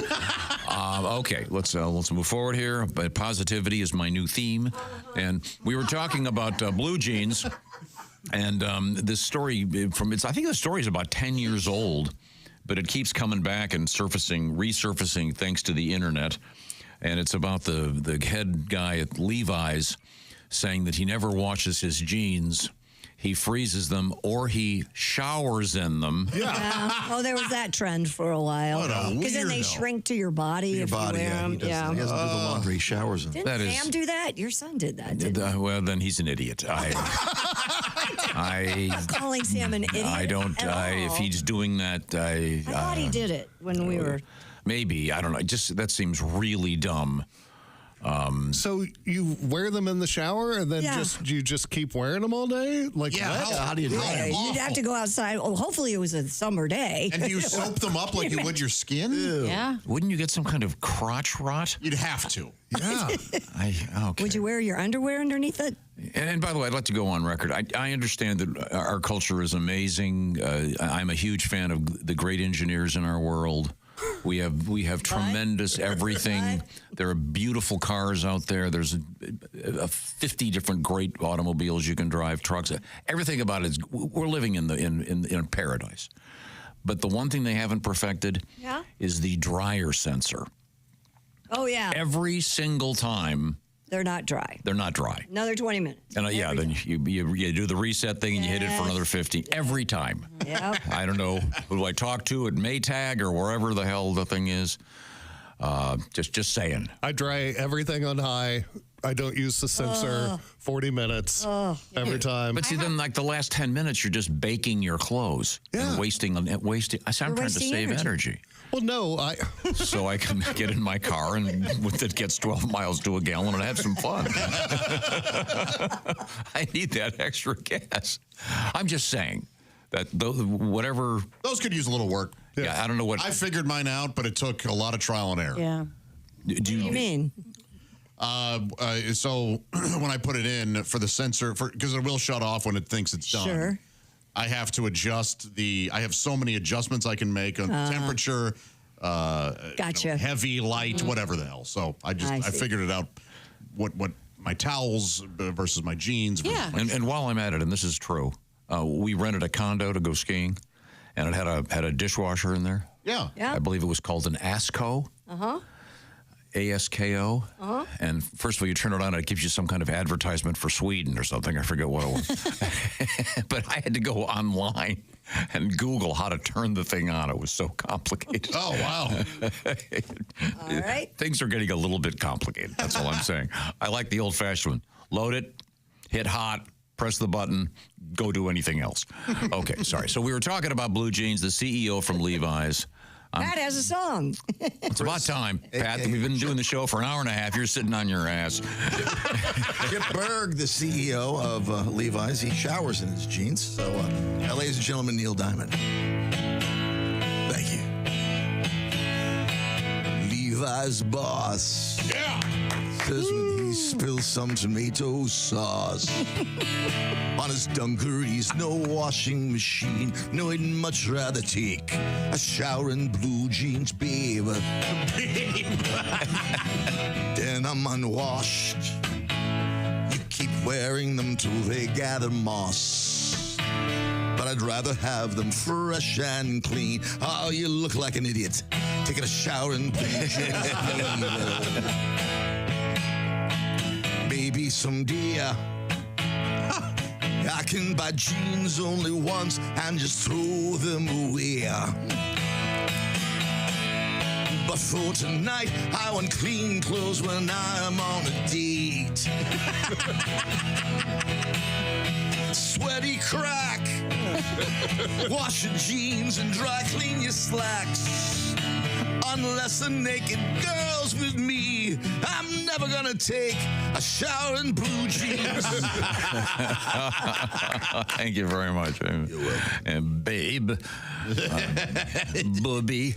Remember that one? I did not see that. Is that a quote from? There's a Neil Diamond. How's that called? Star is Born or whatever he was in.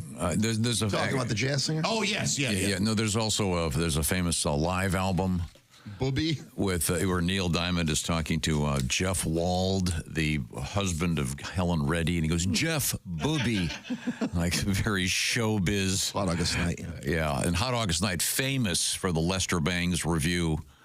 Hot August Night. Remember the Are they speaking verbiage? in? No, it's one of the funniest reviews of all time. Where he says on the cover, Neil Diamond looks like it's 15 inches long and about to shoot off. Remember that? It's a very phallic cover. He looks. He's got like. Okay, so now we have Miss Jess Hooker in here today. Oh, I want to read this letter because it affirms your love of the Easy Beats. Right. According to Randy, thank you, Randy, for sending this. Peter Frampton does a version of Friday on My Mind on the Breaking All the Rules album. Yeah. Apparently he's a fan. And also it's done by Ace. Gary Moore. Gary Moore, who had that, what is the song? His big hit, Still Have the Blues for You. Still Got the Blues. Great song. Mm-hmm. Miss Hooker, well, you missed that. You missed the Easy Beat segment. What is... I don't even know why somebody just said you missed it. You were listening. You were listening. Okay. Well, we had AC/DC news today. Yes. And are you happy? Remember the AC/DC, of course, the brothers Malcolm and Angus. Right. And sadly, Malcolm is gone. But their older brother, George, was in a band called the Easy Beats that had one of the first international hits out of Australia. Okay. Remember this one? Remember this one. Now, here's the best guitar thing where it kicks in here. Right? Here it comes. Here it comes. Right here. Nope, sorry. Here it is. Right here. Don't turn it up. Oh, isn't that great? You have to do this stuff at home or in your car. I'm just saying. We can't be polluting the airwaves. I am here to educate. Oh, look at this nice letter from Barry. I enjoyed the song by the Easy Beats very much. That's great, Barry. But I enjoy it more than TNT Dynamite. AC/DC needs a chemistry lesson. Oh, one of those nerds.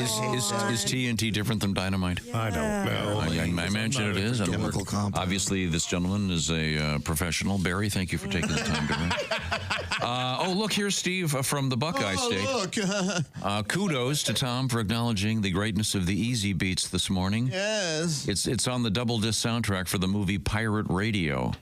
Well, thank you very much. Right. Yeah. Great song. Millions of listeners, 2 people had heard it. knew what he was talking. But I'm just educating them that now we can go listen to our buddy But you Peter don't let Frampton us do it. educate you on things. Yes, you don't. Like what? Like anything we're interested in. Oh, oh, you mean, okay, Josh, so teach me more about pornography. No, that's not it. Some huge songs new from artists. like 1998, and we all know it. You go, I don't know what that is. Next. You're losing everyone. Yeah. Next, scissors. Yes. I quoted Chick McGee while skiing. You did? What'd you say? I was waiting in line at chairlift number 2 at the Vail, Colorado. That's the finest. Oh, exactly. Big line there, unfortunately. And there's a thing now in which, unfortunately, apparently we're out of snipers in Colorado, in which dudes mostly wear these backpacks that have gigantic stereos in them. What? Like, so they can listen to music? So they can listen to music while they're skiing. Well, they just wear earbuds. Yeah, thank you. Icons. Thank you. Yeah. But so I'm in line, and there are like 80 people in line because the lift keeps stopping or whatever. And this guy is wearing this backpack, blasting what, I don't know what the term is these days. I would call it a gangster rap. It was Will Smith. No. It was hardcore. Yeah, the N-word constantly, very hardcore. I thought utterly inappropriate. And I quoted Chick McGee, and I said, as loud as I could, I said, well, if this is playing here, what's playing in hell? Did it get a laugh? Yes, it got a nice little chuckle. It did rather well. Yeah. And I was stunned because he wasn't a snowboarder. Oh, okay. So I had to laugh. So he was only a lesser human being because of his taste in music. Yes. I ran across a story yesterday in Park City. Apparently, I think they called them the hoity-toity, were all upset because the chairlift lines were 2 to 3 hours long, and they were not having it. They 2 to 3 hours. Yeah, I'd be upset too. That's too much. They showed it. It was crazy. Yes, you saw that too. I mean, they were just whining, just all waiting to get on. We spent all this money, $20,000 on a ski vacation. That's and brutal. can't even Oh, ski. I'd be furious. Oh, yeah. No, the longest was maybe 15 minutes. Oh, no, they were hours at Park City. That's awful. Speaking of music in public, has anyone else noticed that people now just listen to their phone, like music out, like shopping at the grocery store? More and more. Out loud. Yeah. Or they're just having a phone conversation walking down the aisle. Yeah, then me and Jenny, we went to the... And it's like, On speaker, yeah. Yeah, I have a comment about this that I can't make. I know exactly what you're thinking, too. I kind of... It's a truism. You know, the phone call stuff doesn't bother me that much. It bothers me when they're trying to check out. Yes. And the poor clerk working their ass off checking people out, and they don't realize that, oh, Matilda's talking to Sylvia, not to me. Right. Yeah. I just witnessed this. That's bad. Don't do it when I you're think checking out. it is rude, yeah. But when you're in an aisle, I kind of get it. Well, especially if it's, a mom and she's got to talk to someone. when it bothered me, I realized, I was like, you know what? Maybe I'm just getting old. Because like if two people were walking next to each other having a conversation in the aisle, it wouldn't bother me at all. Yeah. But the fact they're on the phone makes me furious. I get it. I don't do it, and I wouldn't do it. But it's also, are you getting what I'm getting, which is it's a speakerphone. Yes. They're more and more. They're walking through Kroger and just having a conversation. She's talking to her sister. It's not like it's a. Talks on the phone. I guess that's my bigger question. When I'm on the phone, I'm in private. And if I'm out at the grocery store, I would never answer the phone. You know Although what I mean? have to say, I have called from the grocery store before on FaceTime, all the time, showing which one do we need. That I see that a lot, and it's usually men. Yeah. Hey, Josh, I'm in the aisle. I don't know. No, there are 40 different kinds of ranch dressing. Yeah. If a woman buys the wrong thing, no one cares. But Jeff is right, though. Being mad about the phone is an old age thing. And get off your phone is the new get off my lawn. Yeah, absolutely. That's how I feel. That's true. I'm like, every time I'm mad at But it. I think it's the fact that people they're having some boring conversation with their sister out loud while walking around, not paying attention. I don't know. You don't think that the conversation they're having has any impact? No, it's not. This isn't some physician. Well, we found the serum. We're having it helicoptered into Kokomo for you. Yeah. The child will live. Yeah. The problem is I'm a grocery store hummer / whistler / singer. Yeah. So Are you a You're skater? the grocery store Hummer, huh? Hey, look, there's a guy in aisle 3. $70, I heard. I call my mouth my coupon book. The grocery store Hummer. That will not be a movie. I've got with my shopping. Do you ever do the? I am that guy. Yeah. Are you the guy that I will occasionally put my left foot on the bar and slide with and steer the cart? In the parking lot only for me. Yeah. But you still, to this, it's kind of a kid-like, Yeah. Oh, I still do it in the parking lot. Yeah. I'll get some motion going. But I'm not doing it in the store and just, I don't need to. Boy, did you see that guy tip over and knock the orange kiosk down? I can't believe he was in produce with all that butter in his cart. Oh, man. All that butter. You know me. Hey, I've never understood. We do those Super Bowl stories every year. This many pounds of potato chips were sold and this many wings. They never measure the sticks of butter. No, never. I eat them like carrots. That New Year's resolution really went out the window, didn't it? Were you going to be nicer to Josh? Yes, I'm so sorry. I'm very sorry. By the way, that's been his New Year's resolution the last 6 years. Yeah. I keep failing. It's like people that can't quit smoking. It happens. It's only day 8. And he didn't even see me until day 6.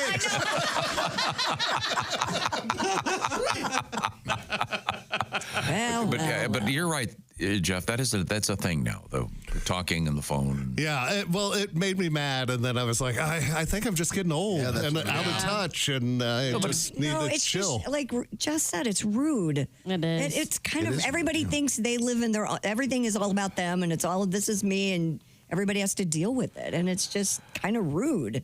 It's not that rude. Really? It's rude when they're trying to check out. It's not rude if they're in the aisle, just shopping and talking. Who cares? Do you want to hear about somebody else's I don't conversation? have to hear about it. Well, and that's what it finally dawned on me. I was like, if they were talking to another person that was there next to them, I would still hear their conversation, and that wouldn't bother me. And then I'd be nosy. I'd want to know. Oh, yeah, I'd follow up. I'd be like, what's going on? I don't let strangers control my emotions or how I feel throughout the day. Well, don't give them that. Well, I'm glad therapy's working for you, Josh. I was going to say the same thing, couch boy. Couch boy. Well, we made some good progress here, I think. Grocery store Hummer and Couch Boy are on fire. Now, coming up, Christy, give me the teaser. We still have to talk about items that were found in people's rectums in 2024. Oh, yeah, butts. Yeah, butts. That's right. I just love the fact that, you always get those annual lists. Sure. There's always the sad one about, people we've lost. In memoriam, and then you crack open this thing and look, here's the 2024 it's in the butt list. The rear end review. How does this differ from last year? Yeah, what's new this year then? What's in, what's out? Apparently this is mostly in. Yes. I'm not sure what's out. That's coming up. Also, you ever slashed your face while shaving? No. Well, I wouldn't say slash. I have. Certainly nicked. Yeah, and coming up, we have a story about that and a guy who gets revenge for that. Also, we have an interesting story, kind of a sad story, really. 2 dead. That's all. I'll give you that hint. Yeah, that's sad. Really dead. Well, we don't know who it was. No, that's really dead. real dead. Yeah. Dead. All right. Okay. Got it. Right now, we're going to say we'll be right back. We are in the O'Reilly Auto Parts Studios, and this is the Bob and Tom Show.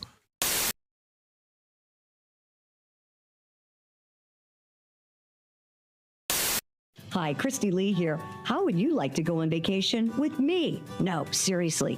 Join me September 28th on a journey through the lovely landscapes of England, Scotland, and Wales with Paulette. We'll travel through the charming countryside and also experience the historic cities of London and Edinburgh. Experience the best of Britain's rolling countryside and bustling cities rich in history and culture. We'll see the iconic landmarks of London. Visit the storybook villages of Oxford, Chester, and Shakespeare's Stratford-upon-Avon. We'll behold regal jewels of Edinburgh's castle and visit the medieval walls of York. This and so much more. The best part? Colette makes travel easy, including flights, meals, hotels, sightseeing, and local experiences. It's all planned for you. You can just sit back and have the time of your life. Don't miss your chance to see Britain with me. This is going to be a great group and an amazing trip. I already know we're going to have so much fun. Call Colette at 800-581-8942 or visit bobandtom.com to learn more. Don't miss out. Call Colette at 800-581-8942.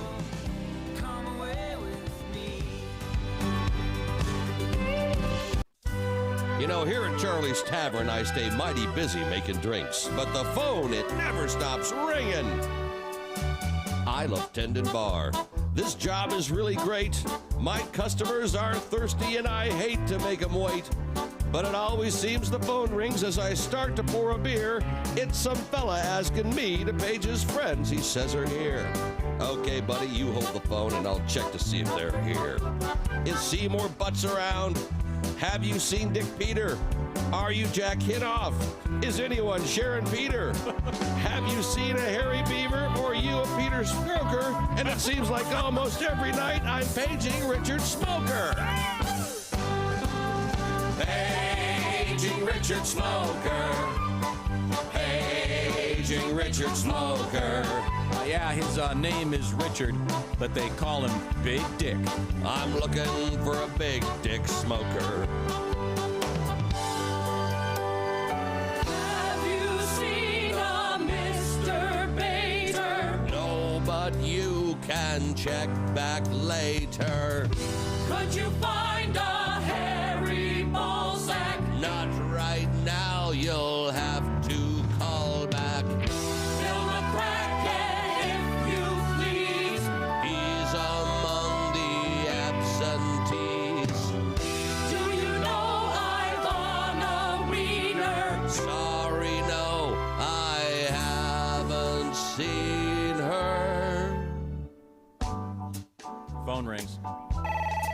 There it is. You know, this worked yesterday in rehearsal. Does anybody hear the phone ringing? I hear it in my headphones. You heard the phone Oh, ring? you hear the, did you hear the ring phone in ring? your headphones? Wait a minute, ring it again. Did I answer it or not? Oh, there it is. There it is. I just heard it. Hello, Charlie's Tavern. Yeah, I was wondering. Hello, Charlie's Tavern. I'm sorry, I can't hear. There's someone Speak up, Dan. clearing their throat in my Hello, mic. Charlie's Tavern. What's the matter? Is it noisy in there? Yeah. I was hoping you could page somebody for me. Sure, who are you looking for? I'm trying to find a Mr. Padasso. His first name is Stuart, but they call him Stu. Stu Padasso? That's right. All right, hold on. Excuse me, everybody. Hey, is there a Stu Padasso here? Right here. Does anyone know a Stu Padasso? He's over there. I see him. I'm sorry. Right. Someone said he just left with Haywood. Haywood who? Haywood Jablomi. No, but buy me dinner and drinks and we'll talk. Wow, that'd be a wacky twist, wouldn't it? Hey, Bob and Tom are doing it. There's the phone. The phone's ringing. The phone's ringing. Hello, Charlie's Tavern. Yeah, hi. Could you page someone for me, maybe? Sure. Who are you looking for? I'm looking for a Miss Fingerdew. What, do you want to kill her? First name Wilma. Wilma Fingerdew. Sorry, somebody says she's in the back room with Willie. Willie who? Willie Fisterbottom. Ooh, that's got a her baby. Whoa. What ethnicity was that supposed to be? Hell was that? I have no idea. Okay.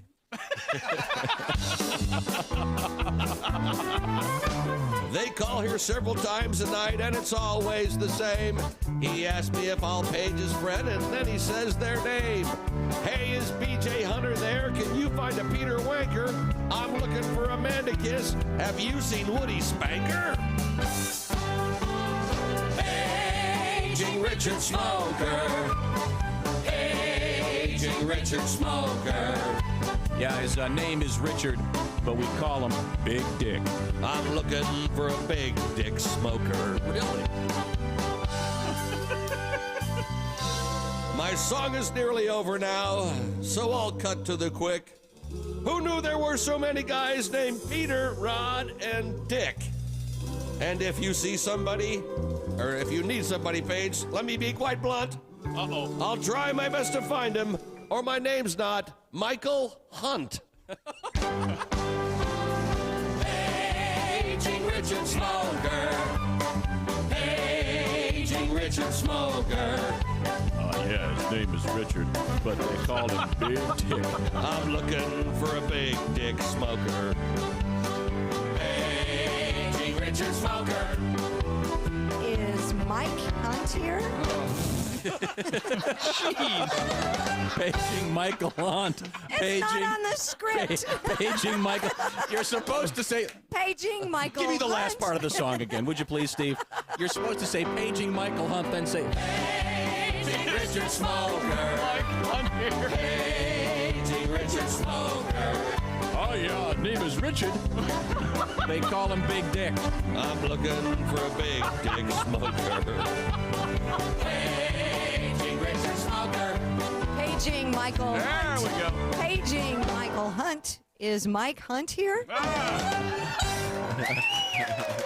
That went well. See, that really makes a difference when you set it do up. that stuff, Yeah. right? Yeah. We've conquered global warming.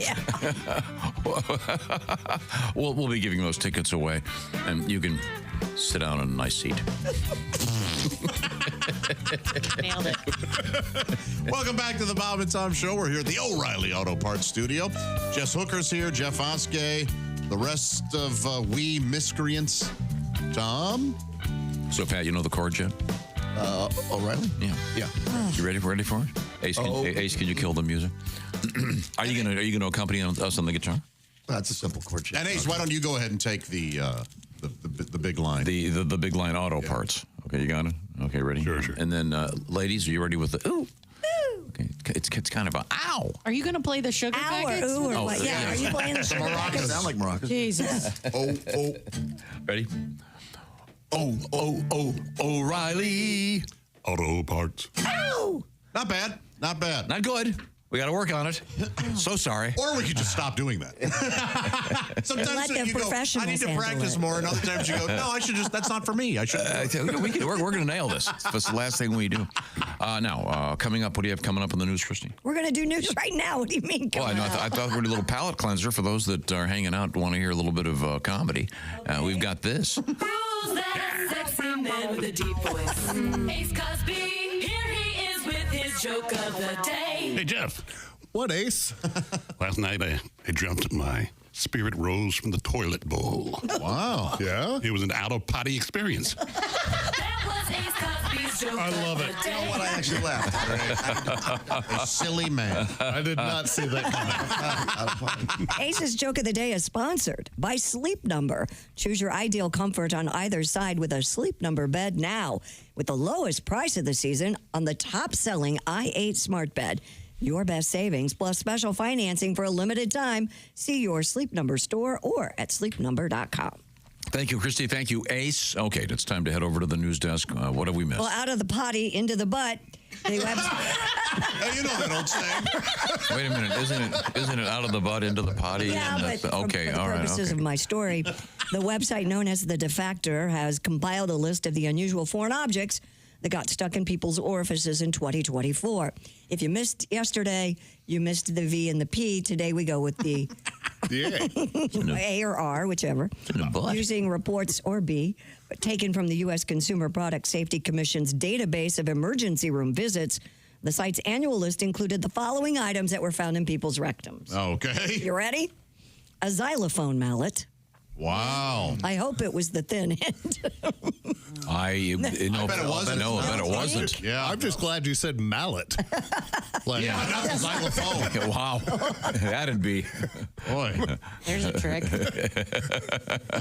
Baby shark toy. That's That's creepy. That's You know, it's apparently quite It's a Led Zeppelin popular thing. are the batteries. We had 3 AA's, 2 AAA's, and 1 D battery. All in the same butt? Yeah. Very, very sexually charged person. Yeah. Very nice. Well, can't you put a battery in your mouth and have it give you a little shock? I did that once. My therapist said I needed some lithium. Oh, Jess Hooker, you can walk out. I don't need that. I like that joke very much. No, Jess was right. This is creepy. A wire hanger. That's going to hurt. Oh, my goodness. God. Stuck in there? Yes. Mommy rearist. Again. Nicely done.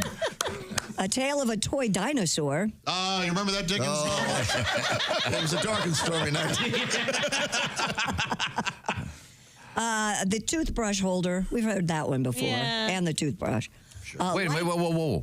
What? A toothbrush holder? Yeah, the plastic case Like that you put your travel. holder in. Yeah, that you travel with. I Not would. the one that sits on your sink. Yeah, No, I was. not your water pick. I was thinking of the one you mount on the wall.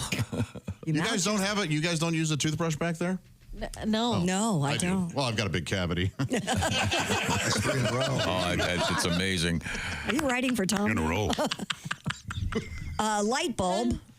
Oh my Yeah, God. we've Tom seen has the that. X-ray of the light bulb. No, but that's like a refrigerator light bulb, right? It's not a full size. That's a real X-ray. Yeah. I got that That's in like your office. Yeah. 30 or 40 years ago. A friend of mine. Wow. You said office. I did. Just for the record. Yeah. Wouldn't you be so afraid of it shattering? Well, there is one. Light bulb broken right here. I remember Oh, the tiny tears. the guy said that they had to fill it with plaster of some sort before they could I see. extricate it so it wouldn't. Oh, so yeah. It wouldn't burst. Oh my God. Plastic lemon But found in there. I'm sorry, this is still in the butt. if you Yes. You think it was the plastic lemon that lemon juice comes in? Oh, maybe. will. Absolutely. Yeah, I'm sure that's what it. Or like a kid's grocery store. Well, I have plastic lemons in like a decanter or something. yeah. that- No, but there's at that. my There's laundry room. that. There's that. lovely home. There's that plastic lemon you get today. Bite me. You know, it's got the little Yes, green of little course. green knob on it, and you. Of course, yeah, lemon juice. I imagine that's what it was. A fake banana. That makes sense. By the way, before the guy put the plastic lemon in the old keister, I'm guessing he probably had mixed a few drinks, maybe like 10. Well, lemon juice. I know what I'm going to do now. Wait, there was a fake lemon and a fake Banana. plastic. Yeah. Like, it sounds like your grandparents' Yes. table, how it had the old plastic bowl of fruit. Oh, yeah. And you would like try to eat a grape, and it would like. Right. I was always baffled by the fake fruit Yeah. basket. Apparently, Christy loves them. No, I don't have a fake fruit basket. I have fake fruit in a jar type thing. Oh, classic. Absolutely. No, but I want to just get back to you going in. Hey, Grandpa, what happened to the lemon? Yeah. Well, Grandma's kind of kinky. Talk about a sour puss. Did you see the video of the grandma? It's circulating right now, and she brought out what appears to be an ice tray, and she was like, "I got these really fun ice, and they're butt plugs. Yeah. Oh no! They're meant to be butt plugs, and there's a big one in the middle." And she was like, "Here, kids," and she was getting, "Look at these fun ice cubes I got for Christmas." Oh, gee, she just didn't know. She didn't know. She didn't know. Yeah. What? Yes. You got to be careful with those When videos, you watch too. the video, it appears that it's sincere, that she really didn't know. Yeah, it is a grandma, and the kids are like, "Grandma, this is not." Why were they in an ice tray? Because some people use frozen butt plugs. Frozen? Yeah. It's a it is. You don't have to worry about it getting stuck there. It'll melt It'll away. melt. Or if you want chocolate, you can pour chocolate. I didn't understand. A mold. There you go. I see. Speaking of mold, a Jello mold is one of the things that got stuck. What? I don't know what kind of Jello they're making. Jell. There is always room. Apparently not. Once again. Then we also have a whole list of quotes that were taken from the emergency room by doctors. Okay. Patient reports, "I just got married." And presents with a sex toy stuck inside his rectum. Presents with. So he said he just got married and look what happened. And this is how we celebrate. Yeah. Patient states she believes she has a vibrator in either her rectum or vagina. Okay. How big is she? That you don't know which is which. You right? gotta know which is which. I would think even the fattest woman. Which is which? I don't know. This must be a case of massive intoxication in which assume they. everybody that sticks something in their butt is drunk. If they don't know if it's in their butt or in their mommy parts, yeah. This is a good one. I'll tell you what, if you want to test this, we can do I'll call HR, see if it's okay. Patient states that he and his wife got carried away and a portion of a plastic screwdriver handle got stuck in his rectum. His rectum? Yeah. Phillips or Flathead? It doesn't. It says the handle, so I don't think It's always the wrong one. Oh, yeah. If you have to get on top of a ladder, you're gonna get up there.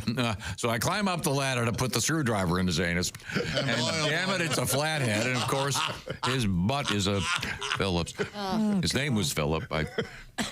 Ankle, abdominal, and neck pain after jumping off second floor balcony. Foreign body found in rectum. Think about that one. That's a lie. That is. Well, of course, it's a lie. Okay, yeah, but no. So the guy's claiming I jumped off and it came up, and then whatever it was landed in my. Yes. Good luck. You couldn't do that if you tried. Okay. No, yeah. Roger set up the dildo. I'm jumping. That's what I was wondering. Something like that. Jumped in a bush and caught a limb in the butt. This is a good one. Tried to remove poop with a pen a few days ago and lost my pen in the rectum. Okay. All right. Well, well, there is digital insertion for people who are on medication, so that might be a Patient states he tripped in the shower. Maybe. No. Tripped in the shower. Maybe a pencil. We can work it out. A number 2 pencil. Yeah, of course. So you beat me to it. Oh, sorry. No, that's very good. Patient states he tripped in the shower, fell backwards, landed on a shampoo bottle, which became lodged in his anus. Yeah, that happens all of us, that's a traditional story, isn't it? I had a family member work at a hospital, and over the holidays, this was like 3 or 4 years ago, someone came in with a 25 strand of light there and claimed that they had fallen off the ladder putting lights on the tree. And it ended up 25 bulbs ended up in there. It's like, 25? Yeah, they had the full string of lights. I'm hoping that the plug end was out so they could at least light it up as they pulled it out. I'm hoping it's the little lights, not the big full size. Pat, real quick, your line is Head and Shoulders? Yeah, very good. So that's your line, okay? Yeah. Okay. Oh. Yeah. My buddy, he fell in the shower and landed on a shampoo bottle. Really hurt himself. Head and Shoulders? No, his ass. Thank you very much. We're coming right back. We have a lot to get to here. Coming up, we have many delights in the news. That would include what, Christy Lee? That would include monkeys in the news. We have... and a Good Samaritan. Yes. Something goes very wrong. And a guy who... And the 2 dead guys. We forgot about the 2 dead guys. Well, they haven't forgotten. Well, they haven't done much lately. No, they're not. We'll find out what happened and where they were and what's happening with them. And also, we have the lady who glued her eyes shut. Yeah. We'll find out about that, too. We're coming to you from the O'Reilly Auto Parts Studios. This is the Bob and Tom Show.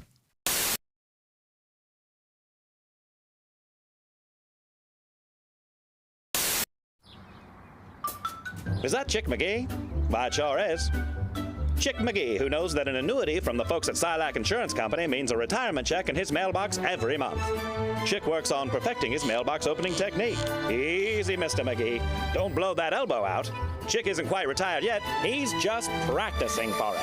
Because one day, Mailbox McGee will be taking his retirement the easy way. SILACINS.com. Silac Insurance Company. Canada is just one big bleh. I don't know. I know where Windsor is, and the home of the Windsor Ballet, the strip club. Mm-hmm. Why are you doing this to me? Yeah. Shut up. I'm telling you. And Paul Schaefer's from Thunder Bay. That's trying to give your story something of a spine so that we can understand what's happening. Well, I'll see you tomorrow. Thanks, Tom. No, you're saying. Thanks, everybody. I don't know what happened to Chick. Well, you were acting like a puppet master and putting words in his mouth Oh, would that upset him? Yeah, I think it probably. Well, see, because this gets to my fundamental beef about naming teams. Why are they called the Los Angeles Lakers? Because they were the Minneapolis Lakers and they didn't change the name. Grow up, read a book. No, so were you assuming that the Edmonton Oilers used to be in Houston?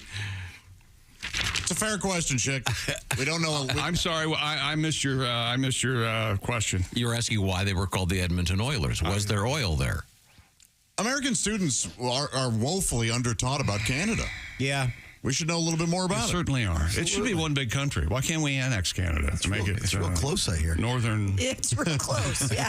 Northern America. Yeah, you hear all about Mexico almost daily. Nothing about Canada. You know, the weird thing about Canada Michigan touches Canada. Yeah. What? Also Wisconsin. Also Washington and Maine, I guess. And Figure it that's- out. Let's but get that's- one state, one border. But as far as I know, that's it. Is no that other it? states touch Canada. That's all So I what know. you're saying is that's where we're building the I'm wall? not saying anything to you. You're I'm saying, not speaking to you. You're saying we're building a wall Shut now. your mouth. Talk to Josh. Get off my ass. Not today. Get off his ass. Not today. Take your pick. Where we lose chick, 601. Oh, fake anger? Oh, no. Oh, no. Fake today. Coming up. This is real as the heart attack I'm planning. And then you did what? To who? And what was his name? Uh-huh. Hey, Was he look. left-handed? Yes. I have a I'm just question. trying to give your story some spine. Can I have your little car? Why don't you shut up? You still have payments on that, or can I just take it outright? That's a valid question. Do I have to take over the payments on the little one? No, you can't get me back. You can't get me back. It's over. I don't want your back. I want your car. It's over. You can't get. Why would I give you my car if I hate you? Why? I think there are a lot. Why? A lot of people who've gotten divorced that have given away some really nice All cars. fired up already, didn't you? Oh God, I got the papers. After I bent over backwards to put you on the poster. Oh no! Oh my God. Let me tell you something. This is a radio show. Every now and then we're on YouTube, or all the time we're on Well, YouTube. I don't know how it works. Something's about zeros and ones. I don't know. Sure. If you spent 1/10 of the time, this is serious. If you spent 1/10 of the time you do making posters, we would be on whatever. Everybody would have to listen to us. It would be a government mandate. That's the kind of This is North Korea. crap we have to put up with because of your stupid effing posters. No, I can have it redone without Well, you. he's very. I would love to see that. I can get that done. Please. That's one click. I bet you can't without hearing the history of the trumpet. I bet you can't do that. But you go ahead. Our art director plays the trumpet. It's a very nice poster, and you'll be able to see it if you're joining us in Iowa coming up. Yes, it's a poster. Osceola, Iowa. Oh, you're gonna do the radio show or anything? You're gonna have fun? You're gonna laugh? Well, yeah. But there's a poster. He slaves over them. There's a poster. We'll be signing it for, Pat, there's a poster. I know, for it's our perfect, fans. too. I'll stand over Chick's shoulder And when he signs it's it. like it's like a CHICK. playing card. Can we make them any smaller? I don't know. Wow. I got this poster. We'll move an actual poster. Oh, there it is behind it. Okay. The larger ones are being printed today. Sure they are. Sure they are. Chick, well On done. unborn panda pelts? Is that what you're making them out of, right? What is wrong with you? Nothing. I'm doing just fine. Yes, Stand out. Don't look at me. You're not in the poster, Christy, because you're not going to be I there. can't be there, sadly. Where are we going to be? We're going to be at Osceola, Iowa, coming up Friday morning. Don't forget your poster. Oh, now Tom's going to get really mad. No, mad. That's never happened before in my life. I have time to. I really get. I do have time to remove Chick from the poster. Well, go, do, please, please. Then you wouldn't have to sit there and sign them for the next 2 hours. Oh yeah, there's probably going to be 10,000 posters at the last minute because, we had to have a trumpet solo. And then, When you become the Bob and Tom VIP member, you get more and less. Wait, which one is it? More or less? It's both. VIP members get more stuff to hear and less commercials to not hear. So, for clarity's sake, Bob and Tom VIP is a good deal. Yeah. More or less. Get it? More or less. Woo! Party! Oh, okay, let's settle down. Because now, here's where I tell you how to become a Bob and Tom VIP. First, click on the link at bobandtom.com. Then, you'll figure it out. Oh, yes. Oh, yes. Also, we've got something positive. Some cool concert tickets. Well, not cool. Some nice concert tickets. I'm out of time. Welcome back to the Bob and Tom Show. We're here at the O'Reilly Auto Parts Studio. There's Christy Lee at the Silac Insurance Company news desk. Hi. Pat Godwin's here. Hello. He's having a good time. There's Jess Hooker. Hi. Jeff Oskey. Ace Cosby. Hey. We had a joke of the day earlier. You missed it? Very good. We won't have a second. Though I will be posting on Instagram and TikTok later because I loved it so much. there you So go, check Jeff. our socials. Yeah. Oh, all right. If you missed it earlier, you can check it out later. A very fine joke. And I didn't realize we were on Instagram and the other one that is owned by Communist China and slowly. Anywho, I'm Josh Arnold at the Aren't they shutting that one down? I hate Steve. Actually, I saw that Kevin O'Leary from Shark Tank is looking to buy it. Really? His company, yes. Yeah. Huh. So maybe he'll clean it up. Time now to check in with the musical portion of our program, Patty G. We were discussing this survey of things found in the body cavity, if you will, based on a survey by the United States government. They pay attention to this sort of thing. Emergency rooms everywhere. Christy, what exactly was this now? Yes, in 2024, they compiled a list of some of the things that were found in people's rectums. This is a U.S. Consumer Product Safety Commission. I'm sure they have issued an alert saying, don't do this. Things like a xylophone mallet or a wire hanger or light bulb. Also, according to one of the emergency room physicians, they noted, quote, shoved a bag containing 20 hydrazine pills into his rectum for street cred. What's hydrazine do? I don't know. Apparently, is that a pain? I'm sure it's like hydrocodone or something, maybe. Yeah, I don't think that's the interesting aspect of it is how do you get street cred? You walk up to a guy and go, hey. Exactly. Guess what's in my butt? Guess what's in my butt? Well, the guy said street cred. Yeah. What he was doing was dealing drugs or lying. Carrying it. Yeah. And with all of this stuff, you have to wonder, what about the stuff that didn't get reported? Sure. Yeah. Because, I would imagine many, many times people just end up probably dead because they don't want to go into the emergency room and say, oh, by the way. Of course, and died of embarrassment. I've got a big pen in my ass. I have a friend who you may have a friend of who at one time was celebrating an anniversary with his wife, and so he took a Viagra and decided to also put on a C-ring, which 4 hours later, apparently his wife came down and he was dipping the whole thing in a pitcher of ice water, trying to get it to go down. It would not. He did not want to go to the doctor, so he went to his neighbor 3 doors down. What? And he had to get bolt cutters and cut it from him because he didn't want the embarrassment of going to the hospital. Yet he told me the story. Now, were you the? Can I guess who it is? Yeah. I know who it is. Is it DD? No. Oh. I know it. Let's not. The question. I want to know. I have a question. Does he say to the neighbor, by the way, I need to borrow a whatever you bolt use, cutter. a bolt cutter? Does he tell him what he needs it for? The neighbor had to do it because he had to hold the skin back so that the bolt cutters could get around it. Look, here's the thing. That's a friend. That is a friend. If you have an accident that is sexually related, just go to a doctor. Yeah. They've seen it all. Yeah, And if my neighbor knocks on my door and wants a couple of eggs, I'm cool with it. If he goes, hey Tom, I need you to help can me. you take the bolt cutters? I have something stuck on my male member. And this was like at 1:30 in the morning. He had to call his neighbor and wake him up to bring the bolt cutters down. In a way, though, remove this. Doesn't this sound like it ends like a great beer commercial? Like, I tell you what, you talk about buddies. Steve here cut off a C-ring on his buddy Ted. How about now it's Miller time? Well, what are C-rings made out of? Well, this one was made of metal. He's now switched to latex. I think they changed him over the years. Silicone, yeah. Yes. Wow. Yeah. I've never. I didn't know I've never sported one. I've never seen one. I've seen It's one just a here ring. because Sadie's brought them in. Oh. I have several dumb questions about these.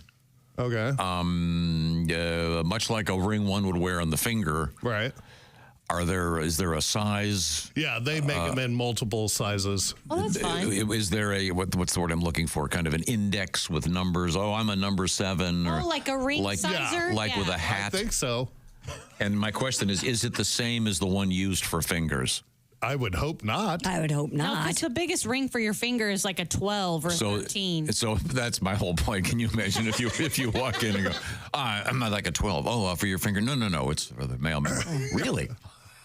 Well, something with a diamond. that is a. Do they call you Needle? Needle. Okay. Yeah, we got it. Okay. Now, Pat, you're looking at me like you've got. Do you have a song about this topic? Yeah, this drugs in the rectum thing is my favorite part of my favorite reality show, Miami Customs. Does anybody watch the Miami Customs? Oh, no. I love it. Yeah, No. and all these mules coming in, they try and find it. So I got a little song prepared for you. Here we go. It goes something like this. It goes exactly like this. Well, we'd like to know where you're hiding the cocaine. Yeah, we'd like to know where you're hiding the cocaine. Oh, there's coke in the butt, maybe. Coke in the butt, bend the man over. Coke in the butt, maybe. Coke in the bud. Customs watching you since you arrived. Oh, those Groucho glasses are a thin disguise. Oh, you're walking real funny off the plane. Oh, but your suitcase has no trace of cocaine. I tell the other agents we must inspect them. Take him in the back and check his rectum. So we'd like to know where you're hiding the cocaine. Yeah, we'd like to know where you're hiding the cocaine. Everybody ready? Well, there's coke in the butt, maybe. Coke in the butt, bend the man over. Coke in the butt, maybe. Coke in the butt. Oh, thank you, Pat. That leads actually to we have a U.S. Customs story. These are always interesting. Some of the stuff that they find. In this case, they found living critters. Customs agents in Texas intercepted 3 live monkeys at a border crossing. According to the agency, CBP officers at the Brownsville and Matamoros International Bridge encountered a 48-year-old male United States citizen trying to enter the U.S. from Mexico. During the inspection, officers discovered 3 live monkeys hidden in his vehicle. I thought there was only one live monkey. Oh, that's a Mickey Dolenz joke. Hey, Oxygen, over here. I'm out. I was waiting for you to catch up. The vehicle was seized, the driver taken into custody. I'm sorry, where were the monkeys? The monkeys were in his car. They were turned over to the U.S. Fish so and they weren't. Wildlife and be housed at the Gladys Porter Zoo in I hope they had Brownsville, on Texas. wigs and moo-moos. Yes. I hope they tried to really disguise them. The three of them were in a trench coat. Yeah. That old gag. God, I wish that would work at least once. 3 monkeys walk into a bank in a trench coat. And, I gave them the money. Coming up, we have more monkeys in the news. Yeah. And this time this particular monkey is in a tutu, I believe. That's happening. Also, we have the 2 dead guys.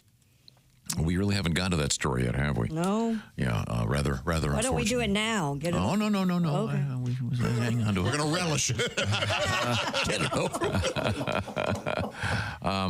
We'll do it when we get back. Okay. But it's very unpleasant. But we do have some happy news coming up as well. And we also have a funny story about the famous Waymo taxi services now that are happening in just a handful of cities in the United States. And Mr. Oskey was on one of these. This is the driverless taxi. Yeah. And you had a good experience. Yeah, I loved it. I thought it was great. And I do need some engineer out there to help me with this one. Will those, I know they're going to be everywhere eventually, will they work in a snowstorm? I bet you're right. I bet you. Because I just was driving through one, and I got to one place where there was a stop sign that if you didn't know that it was a stop sign, you wouldn't know because it was completely covered in, the snow had blown on it. But other than that, I think they will be everywhere. It was nice. You didn't have to talk to anyone. Yeah, but they make it really authentic. They make it smell like bad foreign food. Yes, I left that back. That reminds me of Pat's favorite song that he can't play. I know which one you're talking about. I love that song. We should be What able is to it? play that. No. The bridge is the You can't even play that. part. Don't sing that part. Oh, it's great. No, he can't do it at all. Some will be offended because no one has an accent anymore. Accents are illegal. Oh, God. What I want to tell you about right now are those fabulous Raycon earbuds. Josh, help me here. The Raycon earbuds, we got love letters here. What am I doing? Do we have love letter music? I don't know how to use this Pat, thing. you have love letters? I could do that. Sure. Okay, do something romantic. Romantic. Oh, Lighthouse. Play that. Oh, this is very nice. Oh, that's very lovely. nice. Yeah. Dear Bob and Tom Show, I received a pair of Raycon earbuds for Christmas. writes Brian. They are the best pair of earbuds. I can see why Tom likes them because they block around everyone else with me at work. Now, do you understand what he's saying there? Yes. I believe he's dissing you. You guys are great. I hope Chick starts feeling better. Dear Bob and Tom Show, writes Allie. I'd like to thank you for the Raycon earbuds recommendation. My old earbuds kept falling out, so I decided to switch. The second I put them in my ears, I knew they were perfect. Now I can listen to your show without losing my earbuds. I would also like to mention that when my family ran out of lesser butt wipes, I ordered dude wipes. Once again, you are right. You guys rock. Well, Allie, thank you. Right on. And thank you for the nice music, Pat. That was lovely. The Raycon earbuds, they got a special thing going right now because they've got 15% off. They're already half the price of those white ones that you keep losing, and they sound better, and they've even got a 32-hour battery life. That, my friends, is staggering. And they also have something called multi-point connectivity. Now, that's kind of out of my range of knowledge, but I think that means you can listen to two of you can listen to the same thing at the same time. Oh, wow. So you could be celebrating whatever it is you're celebrating together. Earbuds, they're awesome. They also have great over-the-ear headphones, which I'm a big fan of, actually. And my daughters use them when we are in the car or when we're flying. Raycon, they've got some great products out there. They, of course, have a 30-day, what they call a happiness guarantee. That's pretty nice in this world. If you don't like them, send them back. Give it a shot. BuyRaycon.com/Tom. Today, 15% off. Site-wide, that's for everything. BuyRaycon.com/Tom. You're going to like them just like Allie here and Brian. Thanks for the letters. We always appreciate them. We are in the Riley Auto Parts Studios. Happy to be here. We've got some cool stuff coming up. This is the Bob and Tom Show.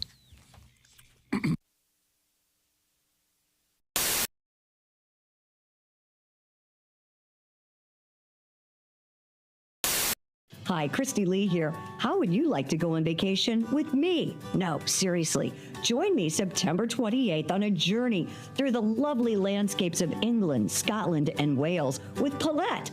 We'll travel through the charming countryside and also experience the historic cities of London and Edinburgh. Experience the best of Britain's rolling countryside and bustling cities rich in history and culture.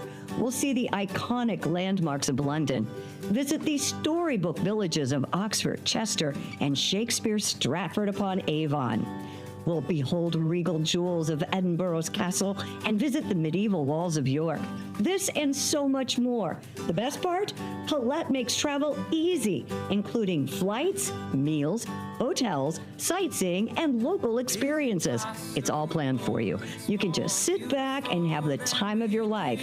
Don't miss your chance to see Britain with me. This is going to be a great group and an amazing trip. I already know we're going to have so much fun. Call Colette at 800-581-8942 or visit bobandtom.com to learn more. Don't miss out. Call Colette at 800-581-8942.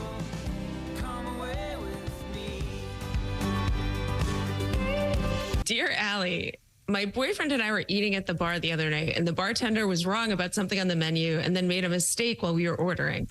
My boyfriend made fun of him not once, but a few times. And then when he gave us only one dessert menu instead of two, my boyfriend said, well, I guess you weren't the valedictorian of your class. Oh. We got a huge fight as I told him he was being mean and condescending. And he told me I was crazy. He was just being funny and making a joke. Should I drop this? I feel like he needs to know that this behavior is wrong. Guy's a jerk. Yeah, yeah, and his next drink is going to taste a lot like ass finger. Yeah. Wasn't that Steve Martin and Eddie Murphy, ass finger? That was Bowfinger. Bowfinger. Sorry, my fault. My fault. Don't be rude to people No, that are. that guy's an ass. Get out. Especially when a guy's bully and they go, I'm funny. It's okay. You're crazy. Nope, that bartender needs to take it. That's what you get. Really? That's For right. being a bartender? You're fair That's what you game. get? Yep. Get roasted for the rest of your life. You want a tip or not? You make an egregious mistake like only bringing one dessert menu. Yeah, well, what do you expect? You deserve to be publicly shamed. Damn right. Go down. Yeah. it's kind of, I think he's sort of thinking, hey, this is kind of, they're a couple. It's kind of romantic here. You can share the menu, look at it together. Yeah. Plus, he doesn't want to crowd the bar with You know all what I that think paper. happened? I agree. This guy really did think he was just making a joke and being funny. He just came up, he just did it in a completely a-hole-ish way. No, that or this guy's just a jerk that's her boyfriend. Well, but would she be dating a jerk, a guy who's a jerk all the time? Maybe. You can Probably. only fake it for so long. That's probably It why starts to she was come out. like, well, I want to tell him, because if he understands it, if he is just making a joke and he's like, oh, I didn't mean to, that's probably okay. But if he's like, what? No, I'm going to keep doing this for the rest of my life. I'm going to. You're right. Josh, don't you have friends when they introduce you to their new girlfriend, you kind of want to pull her aside and go, get out. You don't know him yet. It is I like, do. how much do I tell her? Yeah, I really recommend you do anything but go out with him.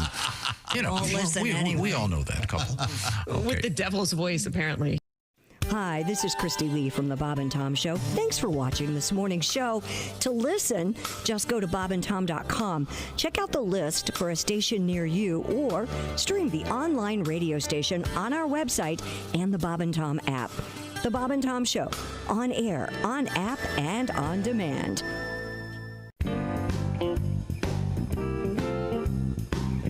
People, here's what people don't understand about the Bob and Tom Show.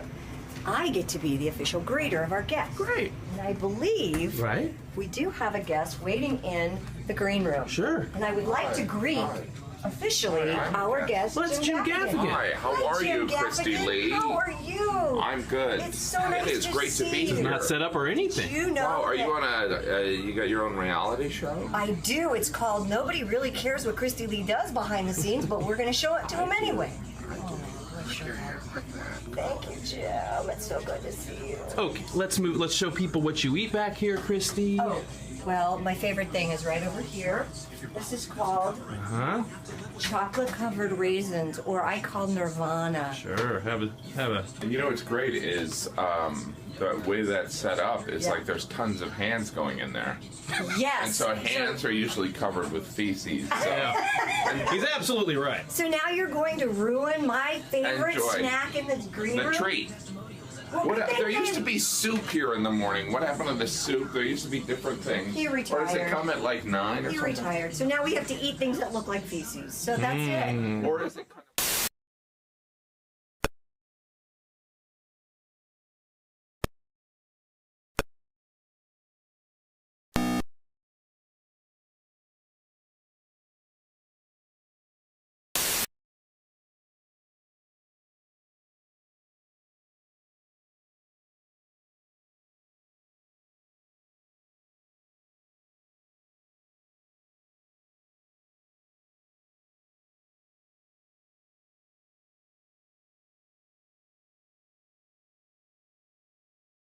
O'Reilly Auto Parts Studio.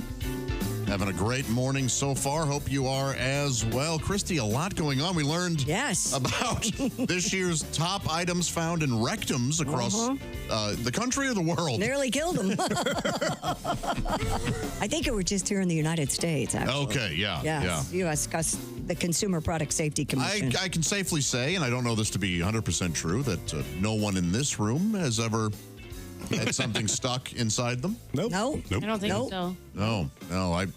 If you had to guess who, if one person in this room that did happen to, who would you just assume it was? I would assume it was Tom. Godwin's saying me. Oh, no. I go Tom. I would say you or me. Really? I'd say Oskay. Yeah, I knew he was going to say me, so I just took it on the. I'm just, What, you by looking at him, you think he does things like that? Yeah, probably for money. Well, you can change all that. Yes. No, it's way better. I was late to the room. I'm sorry. Yeah, we noticed. We weren't going to say anything. It sounds like you were still you lost track of time. Stuck with you.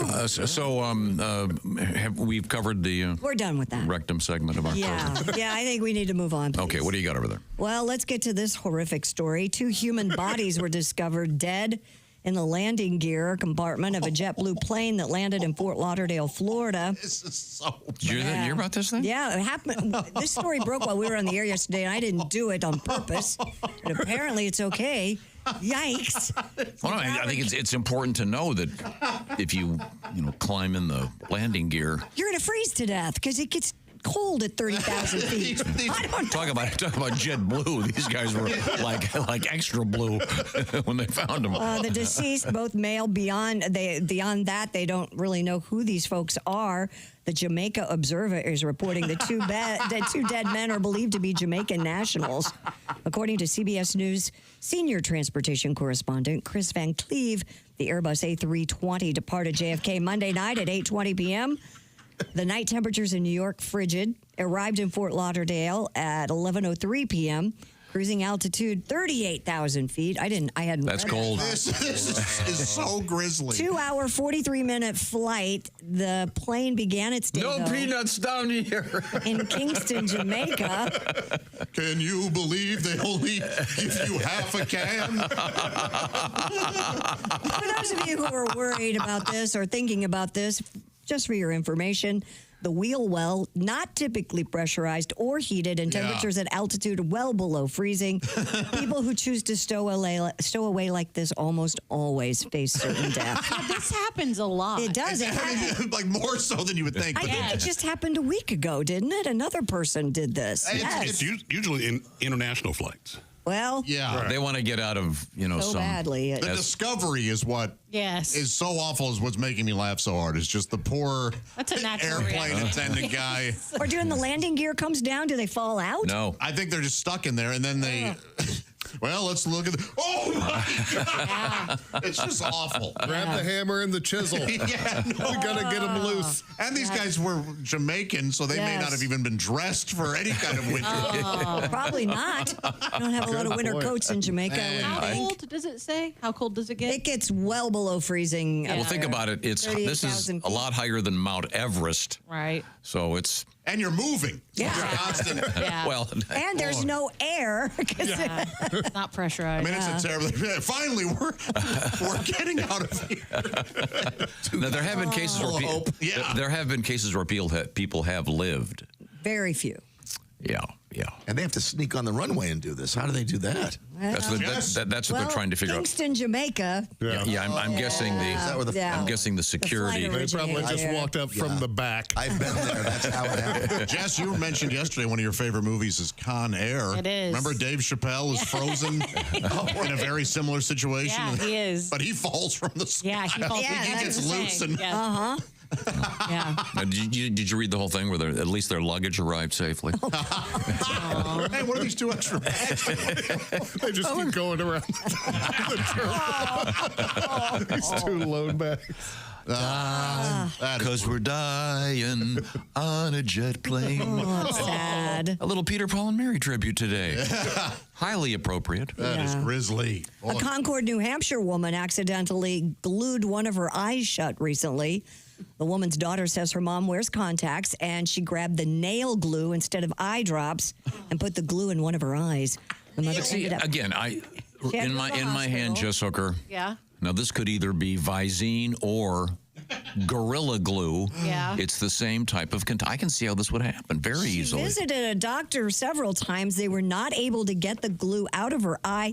And according to this story, it will remain there for 5 to 7 weeks. Yikes. Does it just break down on its own? Is that what happens? Semi-soluble, Yeah, because they use glue. They use super glue in emergency rooms. Sure. Absolutely. To keep cuts together. That's stuff. how it was invented. Yeah. Oh, I didn't know that. It was invented during the Korean War, right? Oh. To seal wounds quickly. It was either Korea or Vietnam. But that's got to be painful in your eye. Oh, it's got to be terrible. Yeah. Well, when she goes to bed, she's gonna really get some shut eye. Hey! He's laughing like he told a joke. I know. You get it? Before he See, told us. her eyes sealed shut. I'm going to go get some shut eyes. Here, I got a worse one. Stanley Kubrick is coming out. They found an old film of his called One Eye Shut. And, not Eyes Glued Shut? That's even better. Damn it. By the way, that is a turd of a movie. I completely disagree. Oh, God. Nothing happening. It's a wonderful event. Ridiculous. Completely fake. Completely waste of. That's not fake. They do have those kind of sex clubs and places. Yep. Hey, a man successfully sued a razor company after cutting himself while shaving. All right. Mr. Nick Silverthorne. Hilarious. Boy, talk about it on the nose there. Yeah. Your name is Nick? Yep. He purchased a razor known as the Men Advance 3 from his local Sainsbury's store and used it to shave, only to immediately cut both cheeks on his face. The 48-year-old told the news service. Don't you cut one and stop? Yeah, thank you. Maybe it's just the left one that sucks. Nope. He's not a quitter. The 48-year-old told the news service, the SWNS, that this was no ordinary shaving cut. It sliced my skin. Mr. Silverthorne checked the razor and discovered the blades were detached in the razor head. Ouch. He sued the manufacturer, Wilkinson Sword, and was awarded $6,250. Got the name Sword right in it, buddy. Yep. Should have known. Mr. Silverthorne said it was a matter of principle to take the big boys on, and I did, and I won. Yeah. How much did he win? $6,250. So after lawyer fees, he won about enough to buy another razor. Yeah. Make it electric. His wounds took weeks to heal properly, leaving him with scars on both cheeks. Yikes. Well, I mean, it was defective. So Yeah. But, boy. Yeah, you'd think he would have gone. Is it because it's in London he couldn't sue for more? Is there a... I don't know how that works, but... different system? One would think, as Pat said, if you slice your face open, you might go, hey, something's wrong with this one, and put it down. But if it's $3,000 per cut, they owe me hundreds of thousands of dollars. Mr. Oskar, you got that big heavy beard. Do you shave at all? Do you shave like from between your neck and your? No, I don't care anymore. I miss it a little bit. I miss shaving. I don't. I haven't shaved in a long time. Any round here, maybe an errant hair, just a little. Okay. But I have a little eyebrow trimmer I use for that. But no, I'm the only one in here that's a boy that shaves. Ace is daily shaver. Ace has got the beard. Are you going to keep that going? Not a beard. It's just haven't shaved. It's a beard. Oh, God. That's a beard. It's a beard. If Chick were here, he would have climbed over the thing and started punching. It would have been the last straw. It's a beard. It's long stubble. It's not really a beard. Yeah. Thank you. Yeah, it will be. If you I leave think it looks alone. like a beard. And you shaved your neck, so you now have a beard. There you go. That's not. What's the longest you've ever gone without shaving? Is this it? Oh, I used to have a mustache for years. Yeah, but I mean, the beard part. When we're on break. Okay. So a couple weeks. Are you going to let it go? That's the question. When it gets uncomfortable, it goes. No, let it go till Valentine's Ace is Day. clearly annoyed. Keep it- By the way, I don't know if you know. The defendant doesn't enjoy the line of questioning. Your Honor, I have the right to ask him questions. They may be stupid. Okay. A California man says he nearly missed his flight after his driverless taxi drove around a parking lot in circles. Mike Johns posted about the incident on social media, saying he was heading home from Scottsdale, Arizona, when he caught a Waymo taxi to the airport. In the video, Mr. Johns, a tech entrepreneur, calls a Waymo representative while the car circles around a parking lot with him trapped inside. The Waymo representative was eventually able to get the car under control, allowing Mr. Johns to get to the airport just in time to catch the flight back to L.A. That would be frustrating. He told CBS later that he was unsure whether he even spoke to a human or was it an AI representative, adding that either way he felt no empathy regarding his situation. Where was he? He was in Scottsdale or... Yeah, okay. Yeah. Because if he'd been in L.A., the driverless Waymo would have insisted on telling him about the screenplay he was writing. Well, it's kind of like Star Wars, but it takes place in the ocean. And It's Die Hard on a blimp. That sounds like a terrific car.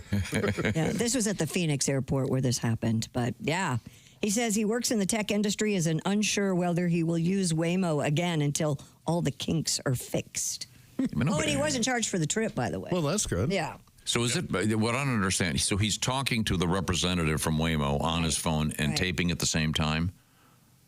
Taping? No, recording. There's a button inside the Waymo. He probably just pressed talk like an to. OnStar type. Yeah, it's like you hit it. Okay. You immediately are connected. I see. Gotcha. I see. So you can talk to it. Yeah, they're going to get this down. Oh, yeah. And like I said, they're going to be everywhere. And again, my question is, will they be effective during snowstorms and stuff? But is there a thing with an iPhone or any other phones where you can call someone like on FaceTime and record it at the same time? There is I know there are apps that you can, somebody was telling me that you can record a live FaceTime. Yes, you can. Yeah. Oh, okay. I don't know what I mean, maybe if you want to keep a sexting type. Well, you can record on the phone itself. It just tells the person, hey, they're recording. They've hit the record that's button. good. Yeah. And it also tells when you take a screenshot of the phone call. Oh, so that could be a sexting thing. Yeah. Yeah. Yeah. Ah, I didn't know that. Speaking of that sort of thing, we have a sexy time with Alli Breen coming up. Why does it have to tattle on you, though? What? You know what I mean? Let's say I'm FaceTiming you. And I want some pictures of you. You'll know? Yeah. Well, this is BS. It used to not be like that. I don't think it is. No. I mean, you're none the wiser. It doesn't. Well, if you want a picture, just ask. Really? Yeah. I didn't know you guys could. I didn't know you guys could tell. Yeah, no, I only know because I've accidentally done it. And my sister's like, what are you taking a screenshot for, idiot? And I'm like, I did it on accident. Sorry. Yeah. So your sister knows too? Uh-oh. So how does that work? How do you do it? You just take a screenshot like you would, and then it pops up like almost like a text alert. Hey, Jess just took a screenshot of your phone conversation. No, obviously, that's of your FaceTime. Yeah. Good, it's anything to keep creeps from being too creepy. Yeah. Is a good thing. Yeah. Oh, we're getting educated here. This is very, very exciting. I had no idea. Christy, back to you. Authorities in Missouri say a random act of kindness took a turn for the worse after a man helped a driver free his vehicle from the snow, only to rob the guy at gunpoint. Oh, no. According to the St. Louis Metropolitan Police Department. This had to have been St. Louis. And I'm from there, and we all know now in St. Louis, if you see somebody, just don't help them. Chances are they're going to rob or shoot you. A 32-year-old man's car got stuck in the snow while he was trying to enter a parking garage. Another man pulled up in an SUV and helped free the driver's car from the snow. After parking in the garage, the same person that had helped the man approached him and demanded his car keys at gunpoint. The man turned over his keys and the suspect drove off in his car. The police are still investigating. Apparently, my brothers still live there. The crime there is just out of control. Really? Yeah. Oh. This wasn't obviously nearly as bad, but trying to, no good deed. The other night, I was going home, and there were some cars off the road, and I was helping this one lady, pushing her back on, and I'm pushing her, and we get going, and all of a sudden she hits the brakes, and I just slam into her trunk, and I go, no, don't stop. And she goes, I wanted to thank you, and I go, keep Again, no good deed. It hurts so bad. So this is, in effect, a carjacking, basically. Yeah, kind of. Oh, yeah, you wonder if... So well, first of all, kudos to carjackers who work the winter in St. Louis and don't go down to Florida. And one would think he'd be going, I think I'm going to go to Phoenix, I don't know, L.A., somewhere where I can enjoy the weather. But the guy who there's a guy who gets pulled out, and the guy who pulls him out steals his car, right? Yeah. But doesn't he now have that guy's car sitting there? Well, maybe it was a better car. He probably stole that one, too. Yeah, that's upgrading. Yeah. How funny is that? Steal a car, help get another one. Hey, does yours have heated seats? I'd like that. It wasn't like there was a swap. Yeah. Right. Yeah, but they haven't caught the guy. So. Wow. Wow. So it's not the guy's fault. You did a good thing by trying to help somebody out. Right. Poor guy. Wow, that sucks. Well, now, coming up, what have you got, Christy? Coming up, we have a failed robbery attempt. Thanks to a bad note, we have that. We never got to the guy that was urinating on a fellow passenger on a flight. And we have monkey in a tutu. Okay, monkey in a tutu. I want to hear about that, certainly. Right now, I want to remind you, About Steven Singer Jewelers. Steven is ready for Valentine's Day. Are you? You can knock this off right now with a little bit of time on that phone of yours by going to IHateStevenSinger.com. Valentine's Day, lots of options from Steven Singer Jewelers. Of course, the obvious one, great jewelry. But how about this? Steven has his famous flowers. These aren't the kind of flowers that melt away and get all... what do flowers do? They just die, right? What do these do? They don't, because they're dipped in gold. They live forever. And the big one this year is the peacock teal, kind of like a Caribbean-esque array of colors. How does that sound? Well, you have to see it. I can't describe it very well. Go to IHateStevenSinger.com. And, of course, free shipping. And, of course, the famous Steven Singer lifetime guarantee. And Steven Singer does that for all his jewelry as well. $79 for the peacock teal rose. Once again, a real rose dipped in gold, and then with a very special colorful paint on it. So find out what I'm talking about by visiting IHateStevenSinger.com. Once again, I'm urging him to change his website to StevenSingerSavedMyAss.com, which many did over the Christmas and the holiday season. So see what I'm talking about. IHateStevenSinger.com. The latest, the peacock teal gold dipped rose for Valentine's Day. Get it done now. I won't have to worry about it again. When we come back, we have monkeys, urine, not on the same story. This is the Bob and Tom Show.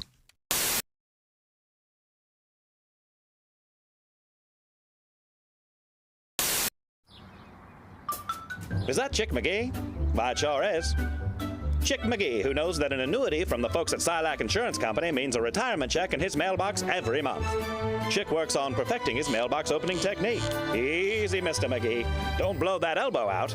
Chick isn't quite retired yet. He's just practicing for it. Because one day, Mailbox McGee will be taking his retirement the easy way. SILACINS.com. Silac Insurance Company. Hey guys, Jess Hooker here from the Bob and Tom Show. Looks like the weather's gonna hold out, and I am going to do the IndyCar two-seater experience. A little nervous, but I think I'll be okay. I've been coming to the race since I was about 5, so this is a dream come true. I'm ready to get in one of these cars. I just don't know if they're gonna let me go ahead and drive one. Do you think if I asked to let me sit in front? Maybe? Here we go. The nerves are setting in. I'm just waiting for the excitement to trump the nerves.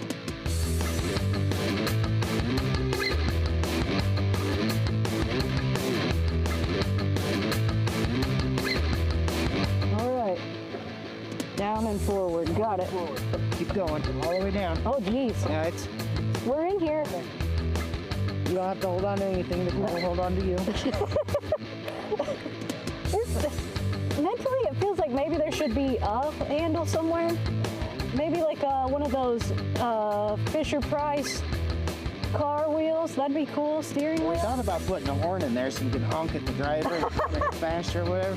What's your name? Jeremy. Okay, hi, Jeremy. Hi. Just like to know who's making me safe. I'm not sure if it's sweat from nerves.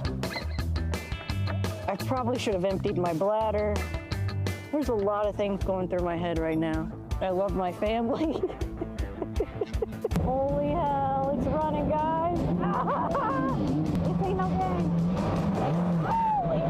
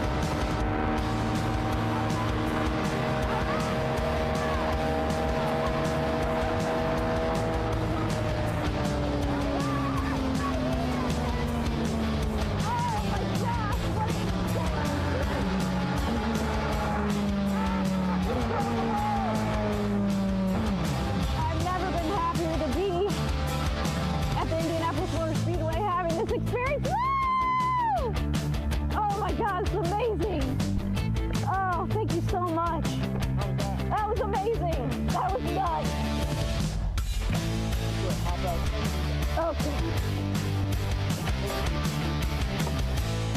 Holy hell. All right. Oh my God. The first lap, I don't know why I'm winded. I didn't do anything. First lap, oh my gosh, we're getting up to speed. This is amazing, it's awesome. Second lap, oh hell, how fast are we going? Third lap, I got a little nauseous, I'm not gonna lie. I don't know how those guys do this for hours at a time. This is nuts. But I feel like the luckiest girl in the world. I can't believe that I'm here, that I was on the track, that I got to do this today. This is just like a dream come true for anybody who loves IndyCar, but especially a girl that's been raised here in Indianapolis. She comes out here every year, my entire life since I was 4 years old. I'm still in shock. But you cross over those bricks and you see the pagoda coming out of turn 4, and I don't know what I could compare it to. Holy hell, dude. Beautiful. Yeah, it's Tom from the Bob and Tom Show. Thanks for watching this morning's show. To listen, just go to bobandtom.com. Check out the list for a station near you, or stream the online radio station on our website and the Bob and Tom app. The Bob and Tom Show, on air, on app, and on demand.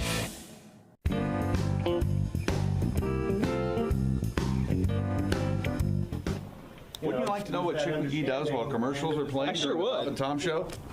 Walk this way. Okay. Here you go. You're going into the restroom. Well, no, this happens sometimes. Sometimes you have to do quick decision making. It's locked. Right? Normally, everyone who works here knows that they shouldn't be in the bathroom when we're in commercials. Of course. Because I might have to use the bathroom. Number and one. I can't use the bathroom any other time than when we're in commercials. Number 1 or number 2? I'd rather not say. Oh. Well. Hello. Hang on. Your name, please? Chris. You're fired. You taught him his lesson. Oh, yeah! Woo! Ah, refreshing. Wait a minute. Did I fire him? Yeah. Why aren't you gone? Get your Because he has no real power here.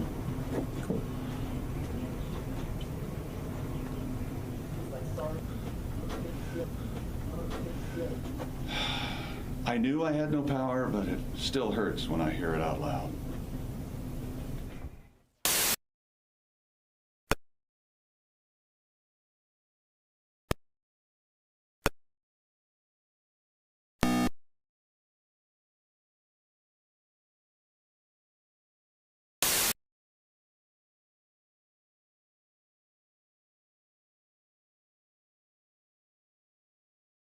Night. that I'm aware of. But on the 15th of August, a Friday night at the Ruoff, it'll be Don Felder, Kevin Cronin, and Styx. Welcome back to the Bob and Tom Show. We're all here ensconced, as Tom likes to say, at the O'Reilly Auto Parts studio. Oh, real quick, Josh, thank O'Reilly Auto Parts. For all your car needs, get the parts and service you need fast from the professional parts people at O'Reilly Auto Parts. All right, good folks. O'Reilly. Ace. Auto Parts. I mean, that is that's a Hall of Fame jingle. That's the best. Yeah. Okay, well, thank you very much. Do you not like saying it? I don't like messing with. Oh. Okay. That's a good point. Whatever. It is iconic. Relax over there. Just having play along fun. a little bit. I'll get tired of this in 2 days. We have Pat Godwin, the man, the guitar. Christy Lee is at the Silac Insurance News Desk. Congratulations once again going out to Rob Martin from Colorado Springs, the winner of Week 18 of the Bob and Tom Pigskin Picks competition. In theory, if Chick's feeling a little bit better, tomorrow he'll be here, which means he'll be picking against Rob Martin with the shoe-in picks as the NFL playoffs continue. Now, let's go over that direction with Christy Lee. Hey, the Goodyear Blimp is kicking off its 100th anniversary with a tour across the United States. Goodyear announced that it started its tour at the 111th annual Rose Bowl game, Though the blimp's 100th anniversary is June 3rd, the celebration will last throughout the year, with the blimp making more than 100 stops across North America and Europe. The company's also giving 3 people the chance to win a flight on the blimp. You can enter the sweepstakes by purchasing Goodyear tires from now until April 10th. According to Reader's Digest, as of 2021, there are about 25 blimps left in the world. Does that mean total blimps or is that Goodyear blimps? Total. Wow. There was the famous Fuji. Yes, it looked like a blimp. big roll of film. Yeah, I don't know if that's around anymore. What about the MetLife blimp? Yeah. MetLife? That's probably one of them. Wasn't there a Budweiser one? Or Yeah. Bud Light or something? We were in that one. How come Blimpies has never gotten a blimp? Because Well, they're they have blimpies. They have the little one. What do you mean because they're Blimpies? Don't they have the little one? Blimpies. I don't know if they have a little blimp or not. I thought they had a little tiny one that was unmanned. Are they still? Oh, like one of those stadium drone blimps? Yeah. That doesn't count at all. Now, Christy and I have been in an actual flying blimp. I've been in a couple of them. We were in the Budweiser blimp and we were in the Goodyear blimp. Yeah, they're so cool. Yeah. Josh, you get there at the field and you realize this thing's huge. I bet, man. Now, when you get there, is it already inflated? Yes. Or do you have to wait 7 hours? No, Yeah. And the poor guy blowing it up. Yeah. Oh, my God. Hey, everybody grab a nozzle. Yeah, that's one of the great cartoon gags where they blow into six balloons, all of a sudden they start floating up. What do they have, a big staircase that goes up? At a ramp. Well, the thing is, the cabin, if that, you call it the cabin? I don't even know. would think. The little part where the people are. Yeah. It was right there on the on the ground. ground. Yeah. Oh, okay, it's just low a enough. couple steps up, as I recall. Gotcha. But I mean, the thing, it's tethered to the ground. it's like swimming up to a gigantic ship. It's, is you it look, it's scary big? Yeah, it's. Yeah. I don't like big. And it's kind of like being on a boat. Yeah. The way the motion of the thing, and the one we were on was one of the older Goodyear blimps, and it didn't have a bathroom, and there was and believe it or not a funnel with a hose going out, obviously number 1 only. For guys. Yeah, I had to hold it. Does it lift off like a helicopter straight up or like a plane going forward and up? Right Straight up. Right up. Okay. Interesting. And Flew over here, I remember. and you could- we flew over Devonshire. you could hear obviously the propellers. It was really interesting. How many people can it hold at once? I forget. There weren't. Like, is there a pilot and a co-pilot? Yeah, and I think it could probably hold. What do you think, Christy? I'm going to look in. 10 people. Oh, really? Oh, wow. In Indiana Jones, it looks like it's about 50. That's what I was thinking. Like it was as big as our entire office. 14. Right. Yeah. Oh, no. 14. Okay. 14 passengers and 2 pilots. That's little. Yeah. Wow. Yeah. And of course, obviously, the whole blimp thing got, Do they give you the whole can of Coke, or like the airplanes, or do? a fair question.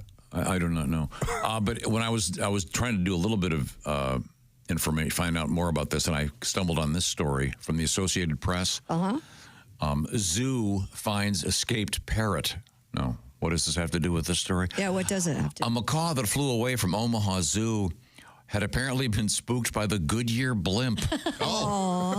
This is from the Omaha World Herald. The macaw named Cayenne was out during the zoo's Birds of Flight show Sunday morning when it was startled by the Goodyear blimp drifting by. I think I would be too. It's now the Birds Take Flight show at the zoo. Oh, that's so sweet. The other real important thing when they're doing the blimp liftoffs is the weight of the passengers. So it can only be up to 12 if the actual weight doesn't go above a certain amount. And blimps obviously got a bad name in, was it 1937, maybe? Was it that late? The Hindenburg thing. Oh, Okay. well, yeah. Yeah. Because, fireballs more scary than icebergs. Yeah. But What? the Hindenburg was not full of helium. No. It was full of hydrogen. It was full of hydrogen. Yes. Oh. That's why I had that line of T-shirts, hydrogen laws suck. They didn't really take off. I thought they were quite clever. I wonder why the blimp is going away. I mean, Because they kind of they're not very functional. Yeah. Well, they're a nice advertising. They're slow. thing. They're, I'm sure, incredibly expensive to keep. You've got to have a hanger. It's Well, way that's easier to true. have 10 drones spell out the name. Yeah, now they're. I just think they're technology great. ruins everything. And then I had the best idea in history that nobody ever picked up on. Oh, are we going to do the Cialis? Therefore, that should be proof that it wasn't No, Cialis or Viagra, you're missing out here. You know, when you go to a game and you see the Goodyear blimp, Right. my point is you go to the game and then maybe at about halftime you have the blimp. This would be very easy to do. You have it angle up by just moving some ballast. Putting lives at risk. Hey. Pilots will die. Admittedly, you'd have to put some special windows in the bottom of the cabin. Let's not forget it's a giant boner joke. So thousands of families explain it to their children. Yeah. Daddy, what's the Cialis blimp for? Well, son, when you in the sky. when you get to be my age, you're gonna. You'll understand. Okay, Yeah. but they didn't. No one ever picked up on that. No, they didn't. They wisely thought that they would. But don't you love seeing the blimp every once in a while? Sure. Yeah. Oh, yeah. There's a blimp. There goes a blimp. It's sort of saying this is something special. A little bit, yeah. Yeah, I mean, it's fine. Fine. That's okay. I don't feel like my, oh, yeah, look, a blimp reaction is that. I think it's standard. It's completely standard, isn't it? Yeah. I'm more excited about a hot air balloon. Me too. I get a little more excited Really? for the Yeah, they look crazy. That seems crazier. Have you ever, when they come over like the trees and you're not, it's scary almost. Like when you can hear the. Yes. You're like, oh, wow. That's awesome. You ought to be in one. Yeah, but see, a hot air balloon, they can't really steer them. That's what makes it fun. Yeah. What, you mean the potential of hitting high tension wires? Or a tree. The blimp, or you're going to Have be you fine. done that? Yes, I've done that more than once. I've done it 3 or 4 times. I've been a media darling for decades. I've done everything. Yeah, I have. They did me in chocolate just and hung me over the jealous. freeway. I'm a little envious that. We got to do a lot of cool things back in the day. I've been here for 8 years. We don't do anything. We don't get to do crap No. Remember that time in the Bahamas? Oh, yeah. Yeah. We got to do, I was in Remember when I had a three-way with Peter Frampton? Yeah, I bet that was cool. Yeah. I wish I would have been able Well, to. you sure have missed a lot of stuff. Sure have. Now I'm starting to think you must be some kind of a jinx. Wow, maybe it's an excellent. Yeah, maybe the Goodyear people going, well, we didn't invite Josh, but, you know, we got to get the thing off the ground. I just should have been here before all your aches and pains made traveling impossible. Yeah, I'm sorry.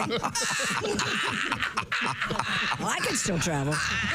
Okay, well, a salute to Goodyear, and maybe the blimp will take us for another ride. Would you like to go up in the blimp? I would, yes. Yeah. Yeah, maybe they will. All these things. They'll be here in May. We can get you all wired up. The blimp, Disney. I want to do it all. Wow, Bahamas. Bahamas, Disney, yeah. Okay. Yeah. We'll see. To pay for it. Coming up, we have yet another unfortunate incident aboard an aircraft. This time it's a aeroplane. And a fellow passenger that just, Again, I think we need to install some kind of a device on these aircraft where you could have someone stand in a chamber, the bottom would open up, and they would just fall out.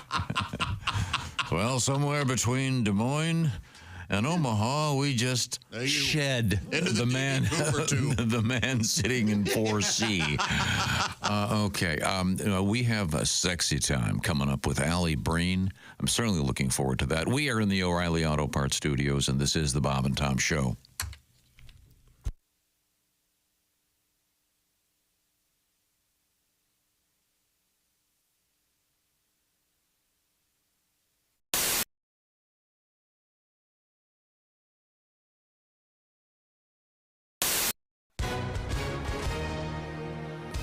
Hi, everyone. If you were injured in an accident, listen up. We have legal professionals standing by right now. You can find out how much money you can potentially get for your accident.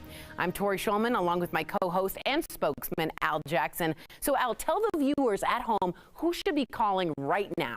Well, Tori, it's just like you said. Anyone who's been injured in an accident that was not your fault, give us a call right now. You can find out if you have a case and how much money you can potentially get. Thanks, Sal. So is that what people want to know, if they have a case, if how much money they're going to get? That's what I would want to know. Do I have a case? How much money can I get? The accident that happened can't change, but how much money you receive can.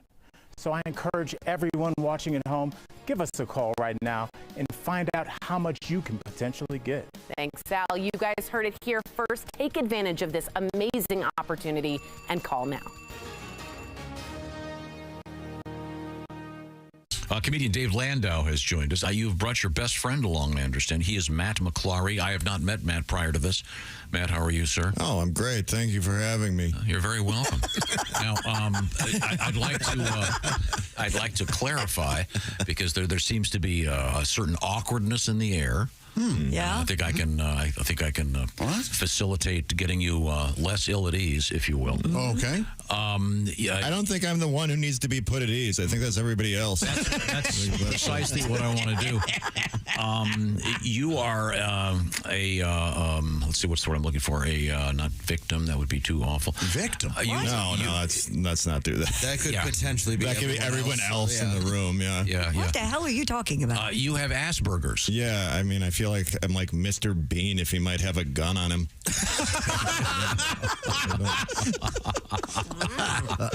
That level the thing is, it's not actually called Asperger's anymore. In the DSM-5, it's just high-functioning autism.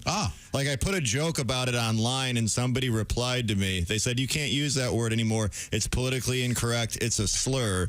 So I replied, shut up, Asperger's. If it's a slur, I have it. That makes it my word. Yeah. I'm going to keep saying Asperger, and I'm going to put the hard R at the end of it, too. What is the phrase? On the spectrum? Yes. Yes. Mm-hmm. Okay. Well, that's, Yeah, I never liked that one. It sounds like a roller coaster. Yeah. Yeah, you're at Cedar Point. Did you ride the Spectrum? It was awesome. Yeah, it was great. I think of Rainbow. Yeah. No, but that's well, you're a positive. That's a different thing. Okay. Whoosh. You guys are buddies, though, right? You and Dave? Oh, yeah. Yeah, we met 20 years ago. Literally 20 years ago. When he got in my car and kept reading signs.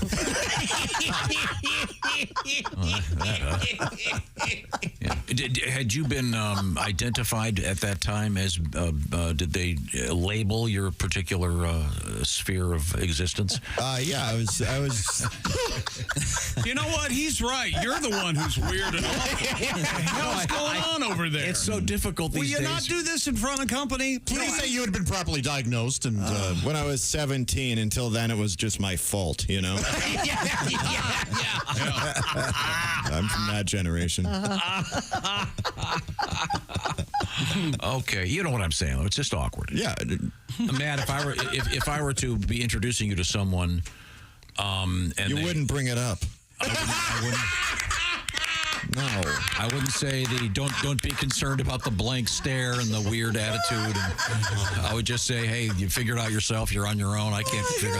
This is the perfect storm. Is what this is. I say, look, I know this guy seems like a total weirdo, but he's on the spectrum. This guy seems like he's right. You wouldn't say any of that in polite society. He's like all of us. He's doing the best that he can. Well, I'm a performer. I might be turning it up a little. There's a human being under there. And you're here. I blame Landau. You knew all this would happen. You're smiling over there, Dan. Yeah, look at him. The telephone. I believe we have the author of the Big Butter Jesus song, Haywood Banks. That is correct. Hi, Haywood. How are you? Good. No. Sure, you've been up all night. You know, somebody called me at 2:30 in the morning. Hey, did you know that Big Butter burned down? Yeah. Couldn't you call me at like 9? Mm-hmm. Well, I know that we spoke yesterday, and I know that you had hundreds of phone calls. Unbelievable. Well, and we also were talking, and you have written a new verse. I have a new verse. Now, I dare I ask, is it going to be possible for you to play it over the phone? You can dare ask. Yeah. I'm anticipating the dropping of a phone. Do you have the phone crooked in your shoulder? Some lyrics. I will rest it on the arm of the chair here. All right. Okay. Well, give us a test. Okay. Put it down and then come back. La la la la la. That's not bad. Not bad. Well, not bad. bad. That's, I guess, a perfect spot for it. In fact, maybe we could have you do our show this way from now on. We can only dream. Well, okay. Now, are you just going to do the? We just heard the song. Are you just going to do the new verse? Yeah, I'll play the last verse. The new verse. I call this the epilogue or the epilogue. All right. Okay. Here we go. I can now read without glasses. I can now drive without prescription glasses. I can put on cool off-the-rack shades, though. Thank you, Dr. Lanter. I had some eye surgery that Earl did, many years ago. I forget, like 5-6 years ago. As did Ace Cosby and Chickster. Chick also had LASIK surgery. I had mine 3 weeks ago. Christy Lee just had her surgery, and she's wearing glasses that have just glass in them. Yeah, because I don't want to freak Chick out because he says I have crazy doll eyes. I wasn't gonna mention that, but Dr. Lanter is having his crazy doll eyes special. Dr. Lanter has some new finance things going on, so you can, I guess I would call them affordable credit options. If you've been thinking about getting some stuff done to your eyes, go for it. With Dr. Earl Lanter, you'll find him at lantereyecare.com. That's Lanter, lantereyecare.com. Tell him the Bob and Tom Show sent you, and you said you think Christy looks great without her glasses on. I just took that. Welcome back to the Bob and Tom Show here in the O'Reilly Auto Parts Studios. There's Christy Lee at the Silac Insurance Company news desk. Hello. Pat Godwin's here. Hey. Jessica Alsman has joined us. Hi. There's Jeff Oskey. Hello. Ace Cosby's over there. Hey. I'm Josh Arnold, the IHateStevenSinger.com sidekick chair, and there he is, the one, the only, Tom Griswold. Thank you very much. You want to do quiz time again? Yeah, I like. Why not? Why not? Wait a minute. What do you think I'm going to do, Christy? I don't know. What are you going to do the quiz on? Is it audio? Yeah. Okay. I like that. They were listening earlier. I know what you're doing. Oh. Well, we happen to have someone new in the room here. She's youthful. We haven't beaten the desire to live out of her yet. We've tried. How long you been here? Oh, I've lost track. I think 8 years. 8 years. Okay. So you've been around. You understand how things work here. You understand? And I've listened. You understand the proper way to address me. Yes, sir. Absolutely. Sorry, Griswold. Captain Long Pockets. You're a music fan. I know that you're also a comedy fan. I know that you are like the world's biggest Adam Sandler fan. I'm a big fan and a safe fan, not like a crazy fan. And in fact, you are going to be in Adam Sandler's next movie. I get to be a background person. I'll be there. You were flown out to New Jersey twice to be in it? I drove out there. You drove. Exciting. Okay. But in any event, you traveled significant distances to see Adam. But you're also a music fan. What is your favorite band, may I ask? What are you talking about? Classic rock or anything? Just favorite music. Man, right now probably some Lady Gaga. I do love Lady Gaga. Cool. I always do. She's and help me out, Surge. The band. System of the Down. Thank you. I'm really into System of the Down right now. Of a Down. Oh, no, yes. A big fan. I'm a huge fan of System of the Down. Yeah. Indeed. Obviously. Is that the Armenian guy? Yeah.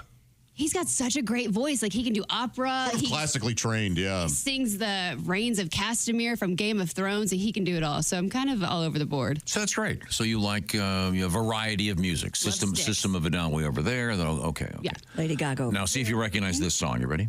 I got this thing. Okay. Here we go. Oops, wait a minute. What happened here? I'm sorry, that wasn't their hit. I know, Tom, she was sitting in that room all morning, so she's heard the show. What are you talking Let about? me explain how radio works. Don't worry about that. Oh, the same song? Yes. Of course. I'm going to do it. What do you think? He was going to do something new? No. Not a quiz. So I want to see if you're paying attention. It's a review. Wait, is this the young brother? His band, the oldest brother, the legendary young brother? No, it's the older brother, brother of Malcolm deceased, and Angus Young. deceased George Young from the great band The Easy Beats, and the huge international hit "Friday on My Mind." Yeah. And by the way, today I think today's David Bowie's birthday, and he covered this in his famous Pinups album. Oh wow! I have been told. And there's a great version by Peter Frampton. It's a great classic song. It's been redone several times also by, as Ace points out, Gary Moore. fine blues artist, also deceased, sadly. But there was huge AC/DC news this morning, so I thought huge. The childhood home of Malcolm and George and Angus was accidentally bulldozed and demolished. How do you accidentally bulldoze a house? Well, that's a great question. Oh, stuff like this happens all the time. Really? The childhood home was someone will get the wrong address and they'll pull up and they don't double check. Apparently not. I actually was working in a neighborhood where some roofers showed up, started and ripped all the shingles off the roof, and the homeowner showed up and was like, "What are you doing?" And they were 2 houses off. Oh my God! So this person ended up getting a whole new free roof. Yeah, That's nice. But yeah, they were dose houses. You of all people, Tom, I would think would be very suspicious of this story. I'm somewhat they skeptical. said the home's history, they didn't know about it till after it was destroyed, and they were sorry for the oversight. The very last line of the story. The childhood home had been purchased by developers last February for $3.6 million. They want their money back. They're going to develop that land and do something. It looks like a really small house. It must be in some area of Sydney that's super high density value, whatever. Sure. They're going to put a shopping center or something there. I just thought any excuse to play the great easy beats and educate the people here. I enjoy getting some history from the show and learning. That was considered to be the first hit out of Australia in all truth. I mean, international hit. That was kind of big, kind of the part of it. Although I think most of those guys were actually Brits, but they were living in Australia, as I recall. In any event. Time to move on. Quiz is over. Okay. You can relax. United Airlines has banned a man from its flights after he allegedly urinated on a fellow business class passenger. Mr. Jerome Gutierrez was traveling from San Francisco to the Philippines when a man got up from his seat and began urinating on him about 4 hours into the flight. Mr. Gutierrez's stepdaughter, Nicole Cornell, told the news outlet, the San Francisco Gate, SF Gate, that her stepfather was asleep at the time and initially thought he was dreaming until he realized he was soaked from the stomach down in the man's urine. Miss Cornell said her stepfather was given pajamas to wear. He added, the man apologized to her parents and begged them not to press charges. I bet. A United Airlines spokesperson said the passenger in question has since been banned from flying with the airline, but there's no explanation as to why he did it. Why did he do this? What would you be thinking? Was he drunk? Did he not know where he was? You'd have to be incredibly intoxicated. Was he sleep peeing? Do you sleep pee? Well, no, I think it was the guy who was asleep got peed on. I know, but this guy might have been sleep peeing. Oh, okay, I get it. I'm sorry. I mean, there's no explanation as to why he did it. I think it'll be the usual lawyer up, and it'll be the usual. Yeah, that's what they always say. Oh, well, it was I only had one drink and I took an Ambien, and actually it's probably 64 drinks. some vintage Quaaludes. You see, you throw the guy off the plane. This is awful. Yeah. Can you imagine? And how long is that flight?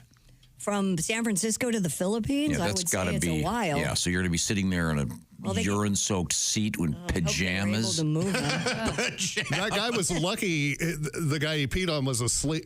I would be punching somebody square in their thing if they came up and started peeing on me. You're getting hit in the D. Okay. I don't care. Yeah.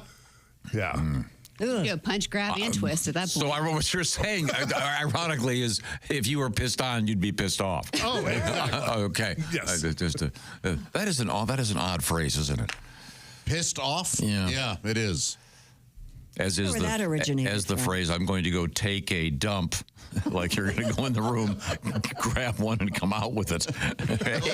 Hey, Josh, where'd you get the dump? Oh, I went in there. I had to take a dump. Language is funny, isn't it? That's an interesting story, Christy. Now, coming up, we have something we call Sexy Time. Oh, yeah. With Alli Breen.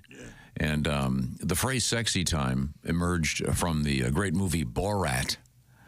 And the actor who is Borat is Sacha Baron Cohen, and he is currently his work is seen in a television serial, very high end. A TV show called Disclaimer. But you say TV show, it sounds like it's Mary Tyler Moore. No, this is a serious thing, and it's called Disclaimer. It's on Apple TV, and have you watched it yet? I have not. You did, didn't you? I started watching it. I'm on episode 3 now. Well, that's the one. That's the one, huh? Yeah. Oh, yeah. Have you seen the... She has not. I haven't. I can't wait to figure out what's going on, but... Well, are you watching it with your boyfriend? I'm just watching it by myself. Does he need to be involved? Well, does he need pointers? If he's involved, he'll call me to thank me. Okay. So it's that good. It's like Outlander season 1 good. Yeah, I'm not sure what that means in English, but you might want to check this out. It's very sexy time-ish, and we'll be reviewing. I keep wanting to see what Christy's response is. I'm going to watch it. I think I'm going to do just go to that exact scene. No. You have to get context. Okay. Yeah, it actually works. For those first 3 episodes are great. Okay. Yeah. Okay. Once again, Disclaimer on Apple TV. Okay. Very good.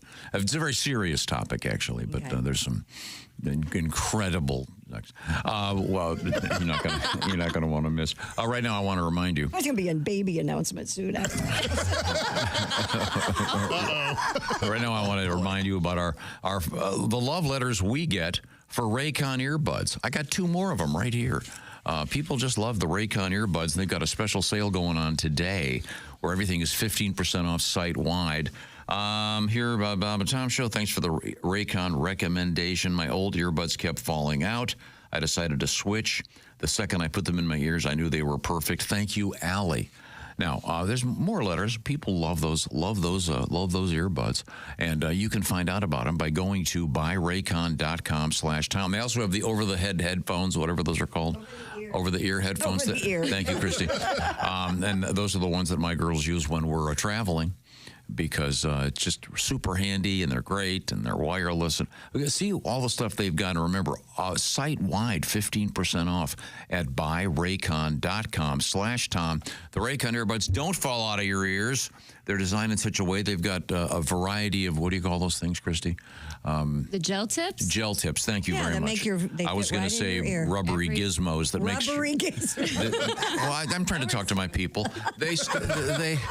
They stay in your ears. They use big fancy words like multi-point connectivity. I don't know what that means. That means they connect to anything. Okay, that's great. And they've got, I know what this means, 32-hour battery life. Check out active noise cancellation. We had a nice letter from someone who said they loved them at their office because they didn't have to hear the other lunatics they work with talking. So see what I'm talking about. Enjoy some great earbuds from Raycon. They're about half the price of those ones that keep falling out anyway. That's buyraycon.com/Tom, buyraycon.com/Tom. Coming up, Sexy Time with Alli Breen. This is the Bob and Tom Show.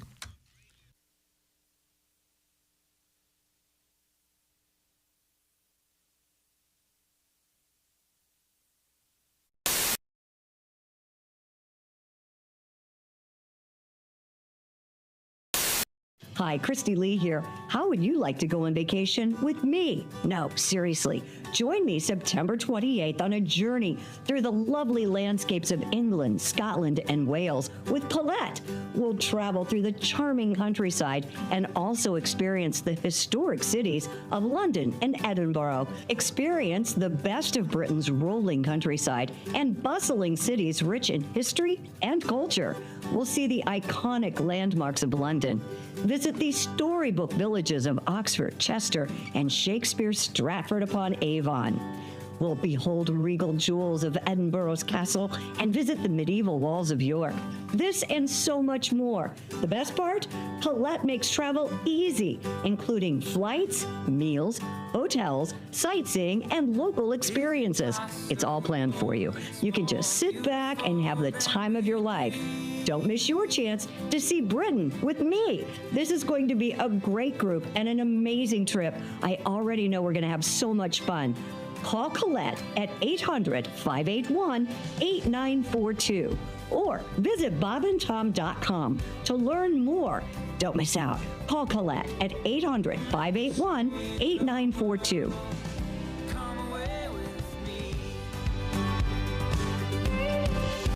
Ready and action.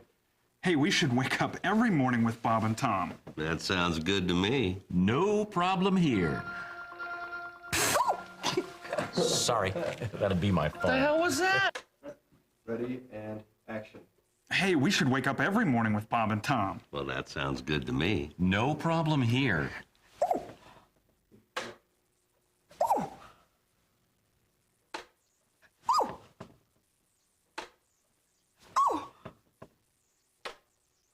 How's it going? Morning. Hey, hold on there, kid. I'm Bob. And I'm Tom. From the Bob and Tom Show. We thought we'd barge in. God. There's a new one. Hey, kid, hold on there. I'm Bob. And I'm Tom. From the Bob and Tom Show. We do a morning radio show here in town. Here's the deal. We thought we'd break into your house. Consarn it. Shoot. Darn it. Honey, I'm home. Oh, great. Fish again.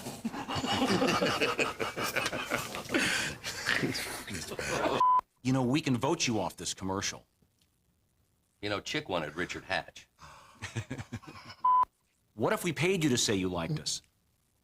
I think that we can vote you off. Okay. Come way down.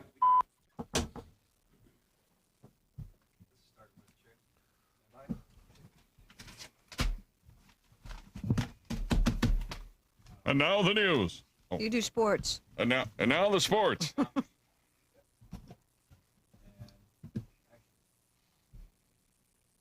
That would be you, Chick. Sports terms that sound dirty, but they're not. Oh, really? Ready? Mm-hmm. Coming in first place. Good. Palming the ball. Mm-hmm. Sorry. Taking it to the hole. Yeah. Just don't get your holes mixed up. Right. Ooh. Just don't get your holes messed up. Flip the cord over. Flip the cord over. I don't want it in my... I don't know if that's what they're looking for here. Don't Christ. How many times have I heard that? Take two. A London homeowner who discovered 3 men trying to rob his house had no difficulty in describing one of the suspects. He had no legs. Ooh, usually in crime, it's the...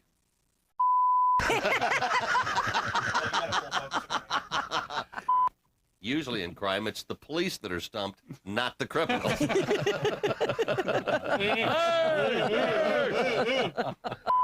I know you guys probably aren't interested, but guess what I did this weekend? I don't know. I don't know. Did you impeach Bush? No. Buzz the honey hole. No. Flick the minnow? Did you flick the minnow? Flicking the old minnow? Flicking the minnow? Or did you impeach Clinton? Bailing out the gravy boat? Is that what you were doing? Finger the fountain. Sounds like a wonderful time, but no, I didn't do any of those things. Sorry. What a boring weekend. Yeah, Move on. yes. Bounce the bearded clam. Did you attend the clam twiddling jamboree? That's it? That's what I Get did? to that or not? Yeah, I double dribbled. Mm-hmm. Tom did. I just took his only line.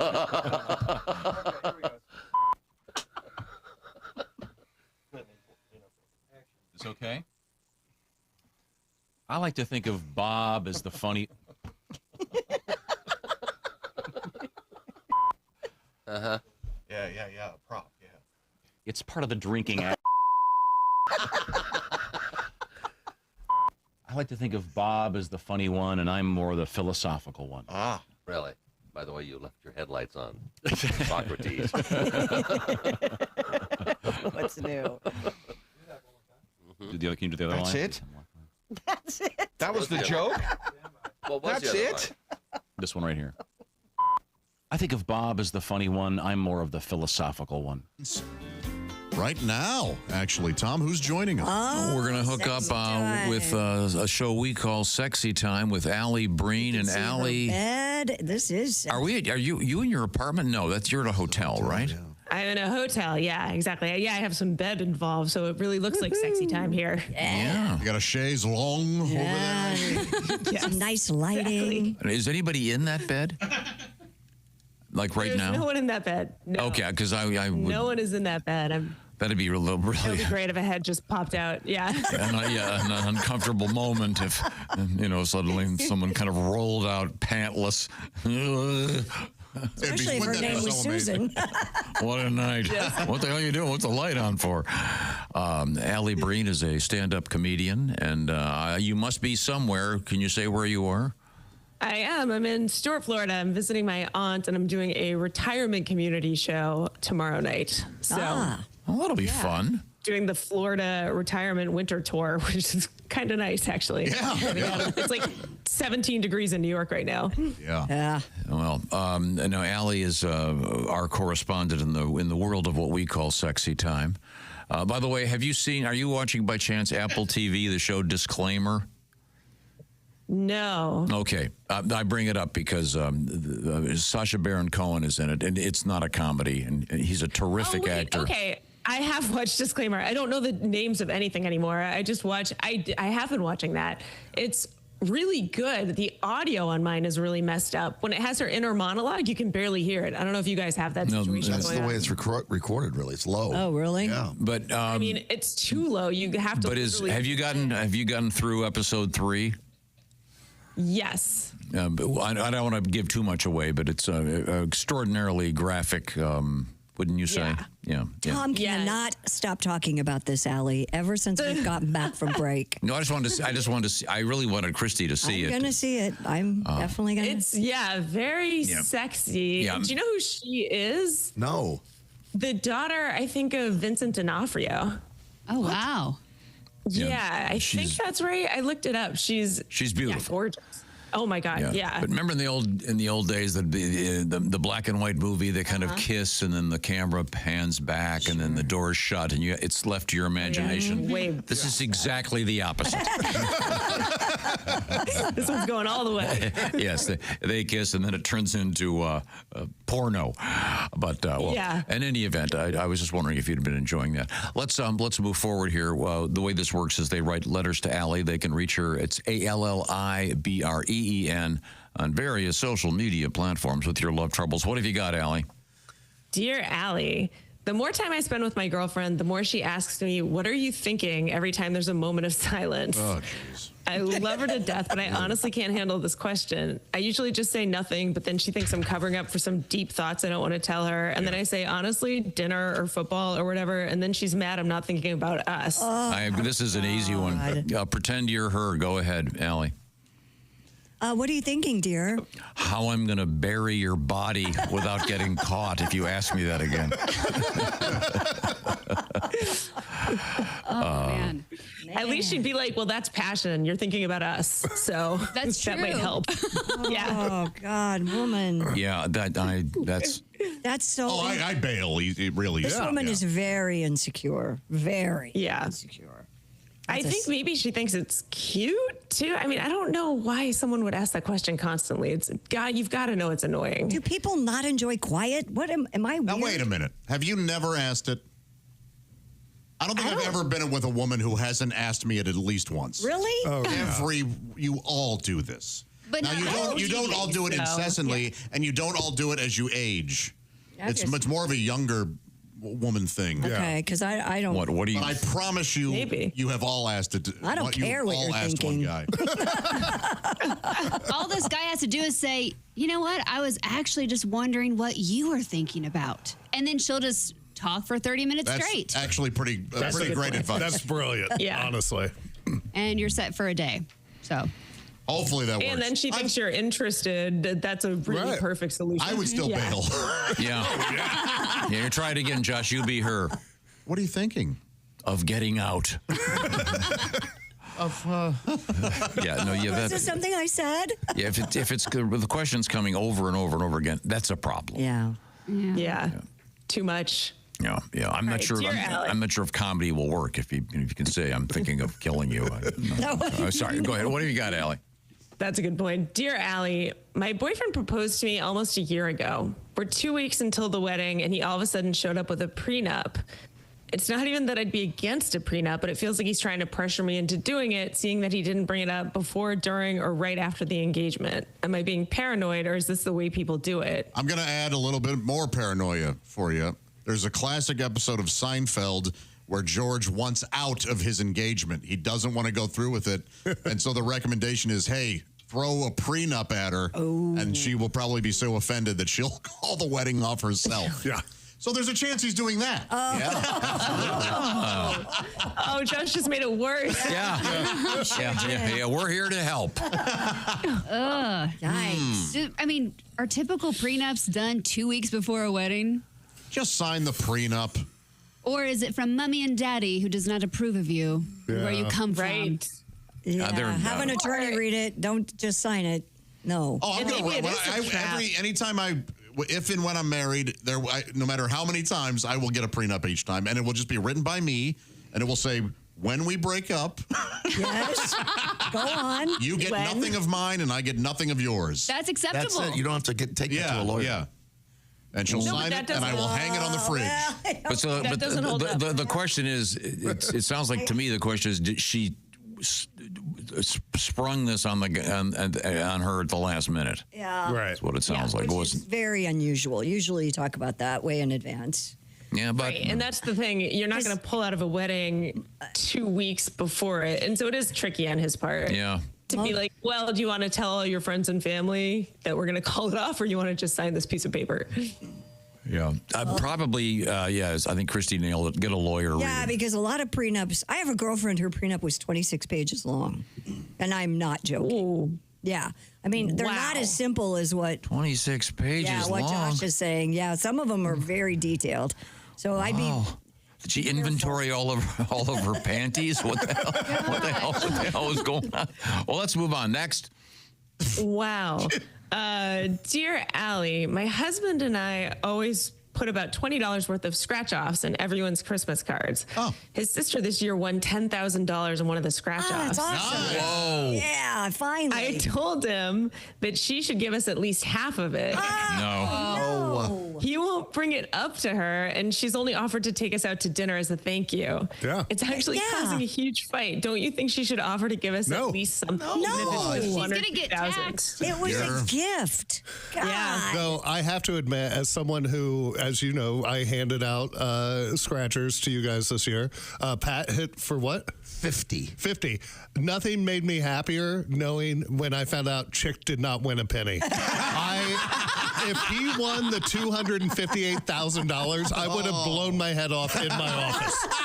Oh, I was so happy they didn't win. I didn't win anything. Okay, well, I like you. Okay. Ma'am, you're way wrong here. Yeah, you're way wrong. Yeah, you're off. So off. Yeah, that is just horrible. Unless she takes you to like a McDonald's for dinner. And by the way, give us your husband's phone number so we can speak to him. So he can get We've out. got a tiny bit of advice for him. Yeah. You monster. Wow. Man. Yeah. Yeah, I'm a big fan of stocking stuffer scratch-offs. They're fun. They are fun, and it is fun to see people win like you. I'm so happy you won 50 And it was bucks. so fun because you didn't even know you'd won anything. No, I had to tell him. Josh had to tell him. Yeah, and Josh scratched that. He goes, "Hey, Pat, you won $50." No, I get to keep $450. I can't tell 500 from a 50.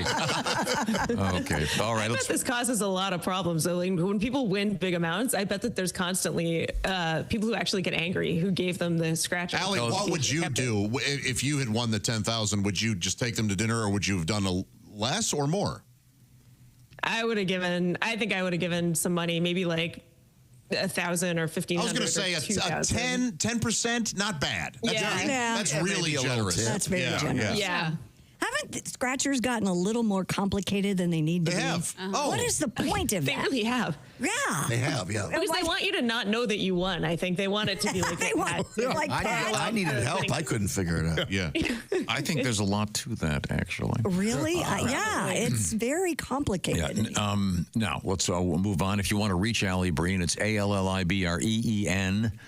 And you can send her letters. Also, how's your OnlyFans going? I know it's at Alli B, ALLIB. What's happening there?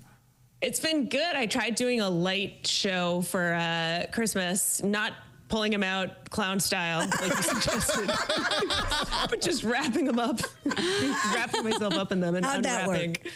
That was cute. That was fun. I know. I need to think about it. Like I said, I try to be creative on Valentine's Day is coming. About that, but yeah, that I have to think of something good for. I think a bubble bath. That'd be cool. Oh, Treat that's a good yourself with idea. some candles, chocolate. Yeah, that's a really good idea. You really no. You guys are thinking of these. You're thinking like women. Yeah. You know, it'd be nice. Boobs and butt. Yeah. Yes, maybe creative shaving, like a heart-shaped. The less creative, the better. Hearts Just made out of show pipe it. cleaners hanging on their boobs. What if I hide behind a tree? Oh, jeez. Josh has said, just show it. I don't know how appreciated my Know tweet your is, audience. but I'm still going with it.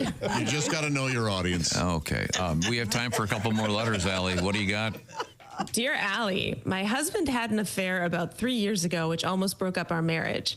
We went to a lot of therapy, and ironically, it ended up getting us closer after all was said and done, and we felt like we were a lot more honest with each other.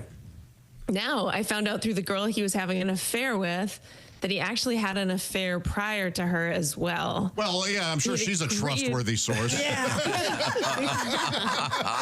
I don't even know how she was in touch with this woman, but we had agreed during therapy that we'd always be truthful with each other, and that's what got us closer, and he clearly hid this from me. And when I brought it up, he said, well, this was in the past before the stuff we were talking about in therapy, and so he was promising to be honest from here on out. Oh, I see. All right, well. He's acting like I'm the crazy one by being upset about this. What should I do? Yeah, I'm with Josh. This. How did he happen to Why would you? get the other woman got together? It sounds like he basically admitted it because he was like, "Oh well, we You know were who talking about before." Who I blame on this, and this, the therapist a little bit. I believe it's the therapist's responsibility in something like this to say, have there been any other indiscretions? Right. It's the therapist's responsibility to open that up. And that guy, you can hear his eyes roll. Yeah. But he's not going to volunteer that information, I don't think. If Obviously. he doesn't have to. Yeah. He didn't. No. Girlfriend, if you can move on, like if you've had success since the therapy sessions, just kind of let it go. Let it does go. suck. Yeah. You're allowed to be sad and hurt, but like, let it go. Yeah, and you're not crazy, by the way, by being a little upset about that. You're married to a jerk. yeah, he did. Yeah. It sounds like he's trying. Right. And if he's trying, let him, until he screws up again. Give him And the when he benefit of the doubt. does, please write us. Thank you, ladies. You're the reason that you guys allow us to continue to be jerks with that kind of attitude. Thanks. We'll continue. Are you calling us an enabler? I don't know what those words mean. I don't either. Allie, we have time for one more letter. What have you got? Dear Allie, me and my girlfriend in my 20s were together and engaged and then broke up because I wanted to have kids and she didn't. Oh. Now we're 36, we're both happily married, and I just found out that she has 2 kids. It really actually got under my skin. I haven't seen her or thought about her in years, but I reached out to her angrily on Facebook, and I've started kind of a back and forth with her about why she wanted to have children with this guy and not me. Well, my wife saw the emails and is now furious. It basically feels like I wish I was with her instead of my wife. Right. How do I convince her I love her and I'm happy we're together? I just really need closure in this situation with my ex. Oh, boy. You big dummy. Yeah. Yeah. Oh, yeah. Yeah, you've opened a Pandora's box there. Here, you want to know why she didn't want to have kids with you? Because of crap like this. You're an idiot. Yeah. What kind of a dad's this? What kind of a dad's this guy going to be? He's going to ruin a couple of brand new human beings. Man, Or maybe she just used that excuse because she just didn't want to marry you. There's also people also change their mind. Hell yeah, they do. Funny, I didn't want kids either. No, I didn't either. At 51, I still don't want kids. And maybe she's being nice. She just doesn't want to have kids with him. Right? Yeah. She's trying to say in general. Yeah. And she's like, I want to have kids with this guy. You would be horrible. But yeah, people, as Josh said, people do change I didn't their want mind. kids in my 20s. Yeah. Right. And maybe she felt this guy would be a much better dad. Especially women. There's like a biological clock that kicks in. So the question is, how do you convince your current wife to not leave you? You gotta tell her that you suck. It's all you. You're insecure. You love her, baby. You need to post on social media photos of you and the family and how much you love them and really just, Do they have a family? Show up with he's flowers. married. Yeah, he said they had kids. I mean, the guy that he's with now? Yeah. yeah. She's with him. Yes. Yeah, okay. Everybody has a family. Oh, yeah. Move on. Okay. All right. Well, thank you very much, Allie. Once again, you can reach Alli Breen, ALLIBREEN. Good luck with your gig. Now, when you're doing a gig at the assisted living facility, Yes. Do you have like special topics? Don't step on any hoses. I mean, yeah, I'll do typical. It's like 6 o'clock shows, so thanks for coming. Oh, that's the 6 o'clock. That's the late show. Yeah, exactly. All those kind of. But otherwise, it's a lot of people who retire down here from the Northeast, so it's not like people that are unrelatable. That's good. To talk to. So yeah, they're usually pretty fun. I freak out that it's going to be something I have to adjust material for, but only slightly. It'll be fun. Good for you. Thanks again, Allie. Thanks, guys. And make the bed. Enjoy the nice weather. I will. Bye, Allie. Now, we're talking about Do you make romance. your bed in a hotel? No. Tom probably does. I You do. make the bed in the hotel. Kind of, yeah. First thing, I don't want to walk. God. Just so I can lay stuff out. I'd like it to be neat. Okay. Go ahead. You don't do that? No. Leave a messy bed there all day to live? Yeah, of course. No. And you also eat in bed and you have a room service. Ugh. No, thank you. Let's see, where was he? Oh, I was telling you about Steven Singer. And Steven Singer's got it going on for Valentine's Day already. Something special. Steven Singer, it's not just beautiful bracelets and great diamonds and rings and earrings. It's also all about the famous roses, gold-dipped roses. And this time, it's the peacock teal rose from IHateStevenSinger.com. Now, to get a look-see at this, just go to the website, or I can kind of tell you, it's sort of a, what is the word? A cascade of color. How does that sound? That sound good? Ombre, by the way, is French for shadows, or shaded. So it's shaded down, so the colors go. But a bunch of color. It's a beautiful, colorful, real rose dipped in gold, so it's going to last forever. And of course, it has Steven's famous lifetime guarantee. Shipping, of course, always complimentary, which means free. Thank you, Steven Singer. Just visit IHateStevenSinger.com. Don't accept a fake or a knockoff. Get the real deal from Steven Singer Jewelers. Once again, IHateStevenSinger.com. While you're there, don't forget to look at the bracelets. Look at the earrings. They're all there just waiting to make somebody happy on Valentine's Day or any day, perhaps a birthday just around the corner. Visit IHateStevenSinger.com. Coming up, a little bit of history for you. This is the Bob and Tom Show.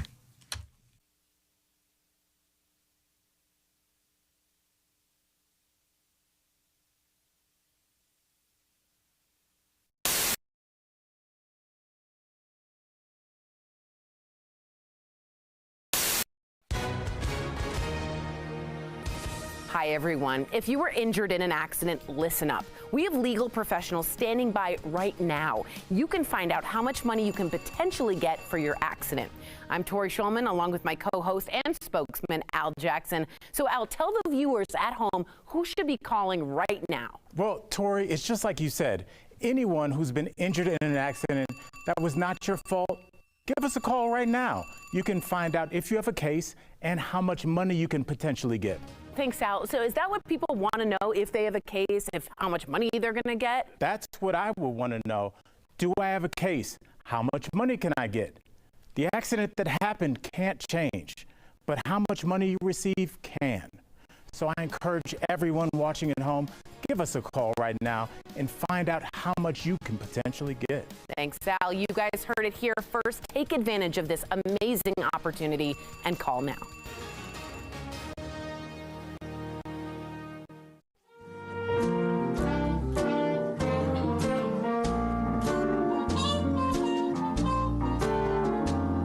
I met Kate on vacation. I heard she had a spicy reputation. She loved many men, even a lady or two. We made love nights and mornings. Then one day she left me without warning. She walked out that door. I need to see her again. If you see Kay, have her call. I miss the way she moaned when we were having a ball. If you see Kay, tell her hi. I miss her cooking and eating her pie. I want her back in my bed.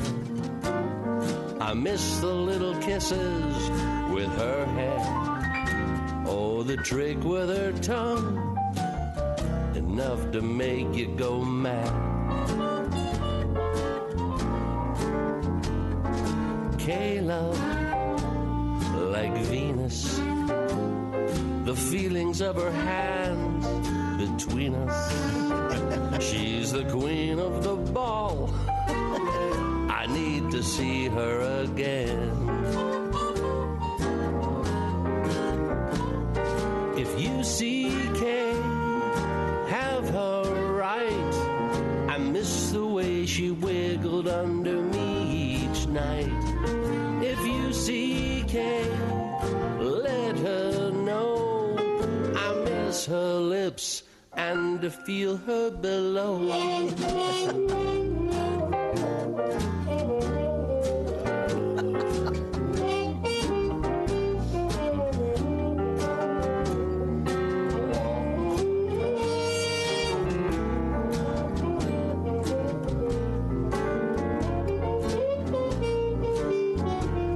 She loves that baby gravy. She had her share of seamen in the Navy. If you see Kay, I miss her. If you see Kay, I wanna kiss her. If you see Kay, I need to meet her again. I miss you, Kay.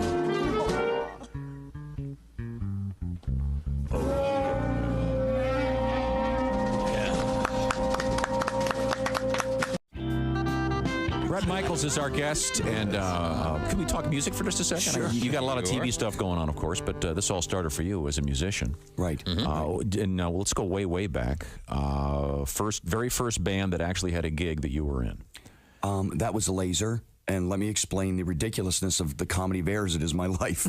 We decided we wanted the AC/DC Lightning Bolt / Kiss Z. It was like an S. So we were Laser, L-A-Z-E-R. Right. Then we had no money for a backdrop like Kiss had, right? So we decided we took one of the old school, I'm going way back, old school bed sheets. You remember they used to make those 3D looking bedspreads that have like a tiger or a, so we had the band Laser with a tiger backdrop. That was our backdrop. And then we went to Chess King, where we bought. Love it. Yes. Chess King. Are they even still around anymore? No, wait. I'm going back a few years. I know you are. I got our members only jackets, and we stopped into Chess King at the Capital City Mall, and they only had 3 of the 4 aluminum foil looking members only chromish jackets, and 3 of the 4 members had to walk around with it, and the other member, the drummer, was left out. And then we would change off the jackets, and we had our first gig in Marlon, or my friend Marlon at Jan's basement, charged 25 cents, and about 6 of the neighborhood kids came down, and we played a couple Kiss songs, and then what we didn't know, we just put the record on. And played along. We played along. Like, we don't know all of this song. We at the beginning of Rock and Roll All Night. And we went.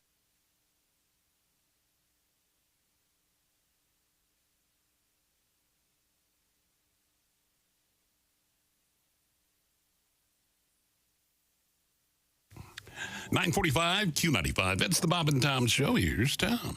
Thank you very much, Ace Cosby. We certainly enjoyed today's Ace Cosby joke of the day. We'll enjoy another one tomorrow. Coming up on this show today, in just a few minutes, it'll be your shot at some tickets. Tickets to check out Styx, along with Kevin Cronin from REO and Don Felder, formerly of the Eagles. They're doing a summer tour. They'll be stopping at the beautiful Ruoff Music Center in Noblesville, Indiana, USA, Friday evening, August 15th. It will not be 3 degrees Fahrenheit like it will be here tonight. I guarantee that. I can't promise you much, but I can promise it will definitely not be this cold. If it is, something very, very bad has happened. Probably involving nuclear strikes, but that won't happen. And even if it does, hey, the tickets were free, so calm down. Welcome back to the Bob and Tom Show. We're here at the O'Reilly Auto Parts Studio. Jeff Oskey, tell us a little about them. Think O'Reilly Auto Parts for all your car care needs. Get the parts and service you need fast from the professional parts people at O'Reilly Auto Parts. O'Reilly Auto Parts. Ow! Thank you very much, Jeffrey. Now, we've covered everything. I guess we'll have to wait till tomorrow to get this one thing we kind of were talking about just a little bit, the bank robbery, but it's a good story. We'll get to it tomorrow. But right now it's time to learn a little bit of something about the history of the universe. Time now to learn a little bit something about the history of the universe. Thank you very much. Happy birthday, old man. It's the King's birthday, baby. Oh, my.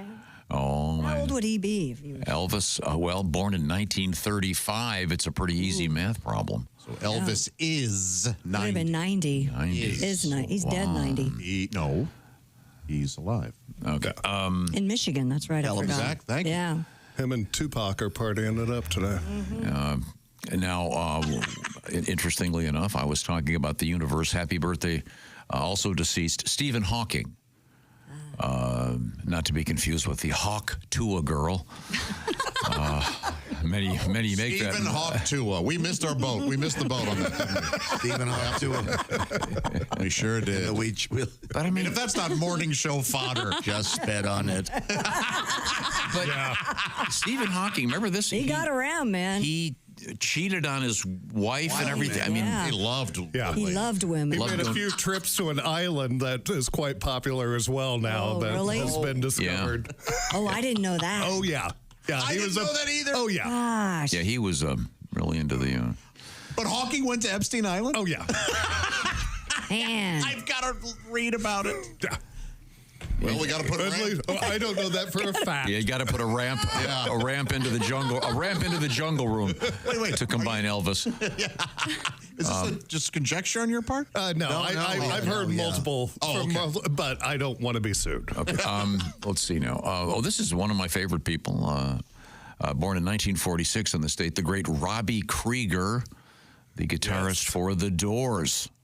I mean, just a brilliant guy. He actually wrote the original version of Light My Fire, and then Morrison added a couple lyrics to it. But tremendous guitar player. He's got a really good book out there. I highly recommend it. You ever hear the song Love Me Two Times, Josh? What else happened on today? Tremendous guitar lick.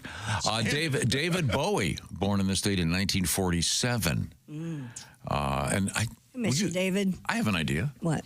Would you guys like to start calling me Major Tom? Oh, I like it. Like Colonel Parker. Ground control to Major Tom. Yeah, bring me back to Earth. Kim Jong-un, UN. Kim Jong-un, born in the state in 1983. Misunderstood hero. Oh, stop. Kim, and his lesser-known twin brother, Kim Jong-de. A little bit of French there for you. And on this date in 1790, this is for you, Alsman. This is a quiz. Okay. Who gave the State of the Union address? 1790. Washington. George Washington. Very good. That's right. And do you know how many states there were at that time? Under 50 is your. That's right. That's the winning guess. 25. Okay. And you ever heard any of the speech? It's peppered with jokes. Yeah? Oh, really? Oh, yeah. Hey, I tell you what happened to all the cherry trees? That killed. Okay, here's one for you, Christy Lee. Yes, sir. Pope Pius X. Yeah. Or as he liked to be called, his rap name, Pius X. Oh, I didn't know that. Yeah, Pius X. He banned low-cut dresses in the presence of church people. All right. No distractions. Yeah. Yeah. Kind of ahead of If you're overseas, if you're in Europe, you have to have your shoulders covered. Everything has to be covered if you go into church. Oh, okay. Different. I'm not opposed to dressing appropriately for church. I'm not either. Some people here in the States have forgotten that, but... Yeah. Now, he was Pius X, Pius X. Didn't Pius the 30th take all that stuff away? Pius Triple X? Yes. Have we had him yet? That was a great Catholic joke. I like that. Have we had Pius the 30th yet? No, we haven't. No. Wasn't there a Pius recently? Like the 12th, right? No, they get to pick their own names. It was John Paul George. Ringo. Okay, I get confused. Pope Ringo. Wouldn't that be great? Have a Pope That would be Ringo? great. I think it was just Pius the 12th. I think not too long ago. On this date in 1946, apparently Elvis Presley received his very first guitar. Oh, a birthday gift. So at the age of 11, he got his first guitar. That's great. From Mama? Thank you, Mama. And then, let's see. On this date in 1993, Michael Jordan scored his 20,000th career point. Not bad. The man can play. Was that basketball? Let's have him do some underwear commercials. Hey, Michael, maybe that mustache out of style, really. You see where his estate just sold in Chicago? It'd been on the market forever. Who bought it? I can't remember. It was a guy here from the States. I think he was a tech entrepreneur or something. Okay. Well, and lastly, on this date, if only Chick were here, Joe Gibb retired as coach for the Washington Redskins for the second and final time. The least musical of the brothers Gibb. Absolutely. We don't hear much from him. Yeah. But should have been the BGJs. Joe.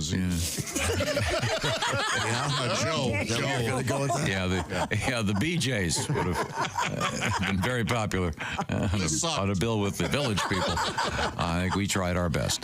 This is the Bob and Tom Show.